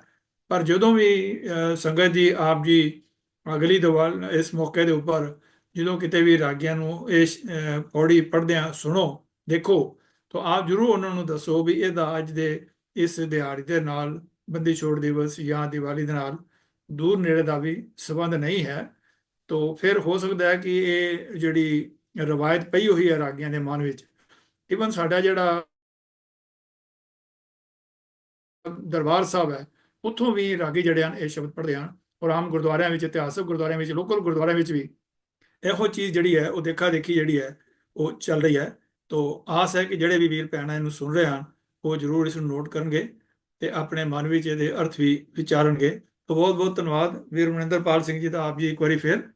ਅਗਲਾ ਸਵਾਲ ਜਿਹੜਾ ਹੈ ਉਹ ਵੀਰ ਪ੍ਰਕੀਰਤਨ ਸਿੰਘ ਜੀ ਇਸ ਦਾ ਜਵਾਬ ਦੇਣਗੇ। ਸਵਾਲ ਹੈ ਜੀ, ਕੁਝ ਸੱਜਣ ਚਿਹਰੇ ਦੇ ਉੱਤੇ ਰੰਗ ਲਗਾ ਕੇ ਆਖਦੇ ਹਨ ਕਿ ਇਹ ਹੋਲੇ ਮਹੱਲੇ ਦੇ ਫਟਾਂ ਦਾ ਪ੍ਰਤੀਕ ਹੈ, ਕਿ ਜਿਵੇਂ ਹੋਲੇ ਮਹੱਲੇ ਦੇ ਵਿੱਚ ਕਿਤੇ ਫਟ ਲੱਗ ਜਾਂਦੇ ਹਨ, ਸੱਟ ਲੱਗ ਜਾਂਦੀ ਹੈ ਤੇ ਇਹ ਉਹਦਾ ਪ੍ਰਤੀਕ ਹੈ। ਤੇ ਕੀ ਇਹ ਸਹੀ ਹੈ? ਇਹਦੇ ਪਿਛੋਕੜ ਵਿੱਚ ਇਹਨੂੰ ਗੱਲ ਨੂੰ ਸਮਝਾਉਣ ਵਾਸਤੇ ਮੈਂ ਬੇਨਤੀ ਕੀਤੀ ਹੈ ਸਰਦਾਰ ਪ੍ਰਕੀਰਤਨ ਸਿੰਘ ਜੀ ਨੂੰ ਕਿ ਉਹ ਖੋਲ ਕੇ ਸਾਨੂੰ ਇਹ ਸਮਝਾਉਣ ਕਿ ਇਹ ਜੋ ਲੋਕ ਆਪਣੇ ਆਪ ਨੂੰ ਰੰਗ ਲਗਾ ਕੇ ਤੇ ਹੋਲੇ ਮਹੱਲੇ ਨਾਲ ਜੋੜ ਰਹੇ ਹਨ ਇਹ ਕਿੱਥੋਂ ਤੱਕ ਠੀਕ ਹੈ? ਪ੍ਰਕੀਰਤਨ ਸਿੰਘ ਜੀ। ਵਾਹਿਗੁਰੂ ਜੀ ਕਾ ਖਾਲਸਾ, ਵਾਹਿਗੁਰੂ ਜੀ ਕੀ ਫਤਿਹ ਜੀਓ। ਫਤਿਹ ਜੀ। ਫਤਿਹ ਵੀਰ। ਇਹ ਸਵਾਲ ਨੂੰ ਸਹੀ ਅਰਥਾਂ ਵਿੱਚ ਸਮਝਣ ਲਈ ਸਾਨੂੰ ਬੜੀ ਮਦਦ ਮਿਲੇਗੀ ਜੇ ਅਸੀਂ ਹੋਲੇ ਮਹੱਲੇ ਦੇ ਇਤਿਹਾਸ ਨੂੰ ਪਹਿਲਾਂ ਇੱਕ ਵਾਰੀ ਸੁਣ ਲਈਏ ਤੇ ਉਹਨੂੰ ਸਮਝ ਲਈਏ ਕਿ ਸਤਿਗੁਰੂ ਜੀ ਨੇ ਹੋਲੇ ਮਹੱਲੇ ਨੂੰ ਸਾਨੂੰ ਕੀ ਸਿੱਖਿਆ ਦਿੱਤੀ ਸੀ। ਅਸਲ ਵਿੱਚ ਗੱਲ ਇਹ ਹੈ ਕਿ ਸਦੀਆਂ ਤੋਂ ਇੱਕ ਅਣਖ ਵਿਹੂਣੀ ਕੌਮ, ਜਿਹੜੀ ਗਵਾ ਚੁੱਕੀ ਕੌਮ ਹੈ, ਅਣਖ ਗਵਾ ਚੁੱਕੀ ਕੌਮ ਹੈ, ਉਹਦੇ ਵਿੱਚ ਸਤਿਗੁਰੂ ਜੀ ਅਣਖ ਭਰਨਾ ਚਾਹੁੰਦੇ ਸਨ, ਸਵੈਮਾਨ ਭਰਨਾ ਚਾਹੁੰਦੇ ਸਨ ਤੇ ਬੀਰਤਾ ਭਰਨਾ ਚਾਹੁੰਦੇ ਸਨ। ਸੋ ਇਸ ਕਰਕੇ ਸਤਿਗੁਰੂ ਜੀ ਨੇ ਮਹੱਲਾ ਸ਼ੁਰੂ ਕੀਤਾ ਸੀ ਜਿਹਨੂੰ ਉਹਨਾਂ ਨਾਮ ਹੋਲਾ ਮਹੱਲਾ ਦਿੱਤਾ। ਦੂਜਾ ਇੱਕ ਹੋਰ ਜਿਹੜਾ ਇਹਦਾ ਕਾਰਨ ਸਾਨੂੰ ਸਮਝ ਵਿੱਚ ਆਉਂਦਾ ਹੈ ਉਹ ਇਹ ਹੈ ਕਿ ਭਾਰਤ ਦੇ ਵਿੱਚ ਜਿਹੜੇ ਤਿਉਹਾਰ ਸਨ, ਵੱਡੇ ਤਿਉਹਾਰ ਸਨ, ਉਹ ਵੱਖੋ ਵੱਖਰੀਆਂ ਜਾਤਾਂ ਦੇ ਨਾਲ ਸੰਬੰਧਿਤ ਕਰ ਦਿੱਤੇ ਗਏ ਸਨ।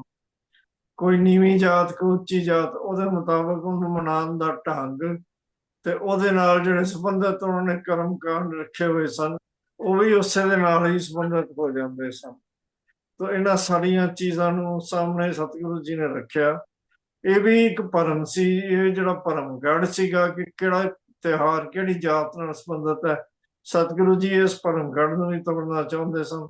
ਤਾਂ ਸਤਿਗੁਰੂ ਜੀ ਨੇ ਸਾਰੇ ਮੰਤਵ ਜਿਹੜੇ ਹਨ ਹੋਲੇ ਮਹੱਲੇ ਰਾਹੀਂ ਪੂਰਨ ਕੀਤੇ ਤੇ ਸਾਨੂੰ ਇੱਕ ਬੜੀ ਨਿਵੇਕਲੀ ਸਿੱਖਿਆ ਦਿੱਤੀ। ਪਹਿਲੀ ਚੀਜ਼ ਤਾਂ ਇਹ ਹੈ ਕਿ ਬੀਰਤਾ ਭਰਨ ਲਈ ਆਪ ਜੀ ਨੇ ਹੁਕਮ ਕੀਤਾ ਕਿ ਸਿੱਖਾਂ ਨੂੰ ਉਹਨਾਂ ਨੇ ਦੋ ਹਿੱਸਿਆਂ ਵਿੱਚ ਵੰਡ ਕੇ ਉਹਨਾਂ ਦੀ ਆਪਸ ਦੇ ਵਿੱਚ ਇੱਕ ਜੰਗੀ ਮਸ਼ਕ ਕਰਾਉਣੀ, ਜਿਹਨੂੰ ਆਮ ਤੌਰ ਦੇ ਉੱਤੇ ਨਕਲੀ ਜੰਗ ਜਾਂ ਮਸਨੂਈ ਜੰਗ ਵੀ ਕਹਿਤਾ ਜਾਂਦਾ, ਪਰ ਹੁੰਦੀ ਅਸਲ ਵਿੱਚ ਉਹ ਜੰਗੀ ਮਸ਼ਕ ਜਾਂ ਜੰਗੀ ਅਭਿਆਸ ਹੀ ਸੀ। ਤਾਂ ਉਹ ਅਭਿਆਸ ਕਰਾਇਆ ਜਾਂਦਾ ਤੇ ਜਿਹੜੀ ਸਾਈਡ ਜਿੱਤ ਪ੍ਰਾਪਤ ਕਰਦੀ ਉਹਨੂੰ ਸਤਿਗੁਰੂ ਜੀ ਵਿਸ਼ੇਸ਼ ਤੌਰ ਤੇ ਪਿਆਰ ਦਿੰਦੇ, ਸਨਮਾਨ ਦਿੰਦੇ ਤੇ ਇਨਾਮ ਦਿੰਦੇ। ਦੂਜਾ ਇਹ ਸੀਗਾ ਕਿ ਸਾਨੂੰ ਇਹ ਗੱਲ ਬਿਲਕੁਲ ਕਲੀਅਰਲੀ ਸਮਝ ਲੈਣੀ ਚਾਹੀਦੀ ਹੈ ਕਿ ਇਹ ਜਿਹੜਾ ਤਿਉਹਾਰ ਹੈ ਹੋਲਾ ਮਹੱਲਾ, ਇਹਦਾ ਹੋਲੀ ਨਾਲ ਕੋਈ ਸੰਬੰਧ ਨਹੀਂ ਤੇ ਨਾ ਹੀ ਹੋਲੀ ਵਿੱਚ ਵਰਤੇ ਜਾਂਦੇ ਰੰਗਾਂ, ਗੁਲਾਲਾਂ ਤੇ ਇਹਨਾਂ ਚੀਜ਼ਾਂ ਨਾਲ ਕੋਈ ਸੰਬੰਧ ਹੈ। ਇਹ ਇੱਕ ਵੱਖਰਾ ਦਿਨ ਹੈ, ਇਹਦਾ ਮੰਤਵ ਵੀ ਵੱਖਰਾ ਹੈ ਤੇ ਇਹਦੇ ਮਨਾਉਣ ਦਾ ਢੰਗ ਵੀ ਵੱਖਰਾ ਹੈ। ਸੋ ਰੰਗ ਤੇ ਗੁਲਾਲ ਇਹਨਾਂ ਚੀਜ਼ਾਂ ਨੂੰ ਕਿਸੇ ਵੀ ਤਰੀਕੇ ਨਾਲ ਹੋਲੇ ਮਹੱਲੇ ਨਾਲ ਸੰਬੰਧਿਤ ਕਰਨਾ ਇੱਕ ਮਨਮਤ ਹੀ ਨਹੀਂ, ਸਤਿਗੁਰੂ ਜੀ ਦੀ ਨਰਾਦਰੀ ਵੀ ਸਮਝਣੀ ਚਾਹੀਦੀ ਹੈ। ਅਫਸੋਸ ਦੀ ਗੱਲ ਇਹ ਹੈ ਕਿ ਅੱਜ ਸਾਡੇ ਵੱਡੇ ਵੱਡੇ ਜਿਹੜੇ ਲੀਡਰ ਹਨ ਔਰ ਵੱਡੇ ਵੱਡੇ ਜਿਹੜੇ ਸਾਡੇ ਜਥੇਦਾਰ ਤੇ ਸਾਡੇ ਧਾਰਮਿਕ ਲੀਡਰ ਹਨ, ਉਹ ਵੀ ਇਹ ਕੰਮ ਕਰਨੇ ਸ਼ੁਰੂ ਕਰ ਚੁੱਕੇ ਹਨ, ਜਿਹੜੀ ਕਿ ਇੱਕ ਅਤਿ ਸ਼ਰਮਨਾਕ ਗੱਲ ਹੈ। ਦੂਜਾ ਹੈ ਕਿ ਰੰਗਾਂ ਦੇ ਨਿਸ਼ਾਨ ਨੂੰ ਜੰਗੀ ਮਸ਼ਕ ਦੇ ਨਾਲ ਕੰਪੇਅਰ ਕਰਨਾ, ਜਿਵੇਂ ਕਿ ਸਵਾਲ ਦੇ ਵਿੱਚ ਸਵਾਲਕਰਤਾ ਨੇ ਕਿਹਾ ਕਿ ਰੰਗ ਦੇ ਨਾਲ ਗੱਲਾਂ ਤੇ ਜਾਂ ਸਰੀਰ ਉੱਤੇ ਕਿਸੇ ਥਾਂ ਤੇ ਨਿਸ਼ਾਨ ਲਗਾ ਕੇ ਉਹਨੂੰ ਹੋਲੇ ਮਹੱਲੇ ਦੇ ਫੱਟ ਕਹਿ ਦੇਣਾ। ਇਸ ਤੋਂ ਆਪ ਹੀ ਅੰਦਾਜ਼ਾ ਲਗਾ ਸਕਦੇ ਹੋ ਕਿ ਕੀ ਇਹਦੇ ਨਾਲ ਅਣਖ ਜਾਗੇਗੀ ਜਾਂ ਵੀਰਤਾ ਜਾਗੇਗੀ ਜਾਂ ਸਵੈਮਾਨ ਜਾਗੇਗਾ। ਅਜਿਹਾ ਕੁਝ ਵੀ ਨਹੀਂ ਹੋਏਗਾ। ਇਹ ਸਿਰਫ ਇੱਕ ਪਖੰਡ ਹੈ ਜੋ ਕਿ ਇੱਕ ਪਖੰਡੀ ਵਿਅਕਤੀ ਦੇ ਮਾਨਸਿਕ ਪਹੁੰਚ ਦੇ ਵਿੱਚੋਂ ਨਿਕਲਿਆ ਮੰਨਿਆ ਜਾ ਸਕਦਾ ਹੈ।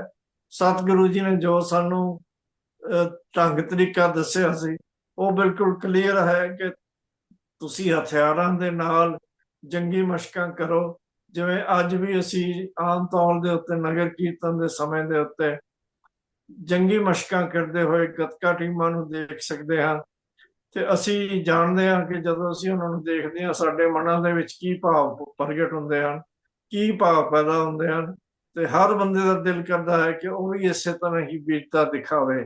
ਇਹ ਇੱਕ ਹਿਊਮਨ ਸਾਈਕੋਲੋਜੀ ਦਾ ਭਾਗ ਹੈ ਕਿ ਜਦੋਂ ਅਸੀਂ ਦੂਜੇ ਨੂੰ ਵੀਰਤਾ ਦਿਖਾਉਂਦੇ ਦੇਖਦੇ ਹਾਂ ਤਾਂ ਸਾਡੇ ਮਨ ਦੇ ਵਿੱਚ ਵੀ ਵੀਰਤਾ ਦੇ ਲੱਛਣ ਜਿਹੜੇ ਹਨ ਉਹ ਪੈਦਾ ਹੁੰਦੇ ਹਨ, ਤੇ ਅਸੀਂ ਵੀ ਵੀਰ ਬਣਨ ਦੀ ਕੋਸ਼ਿਸ਼ ਕਰਦੇ ਹਾਂ।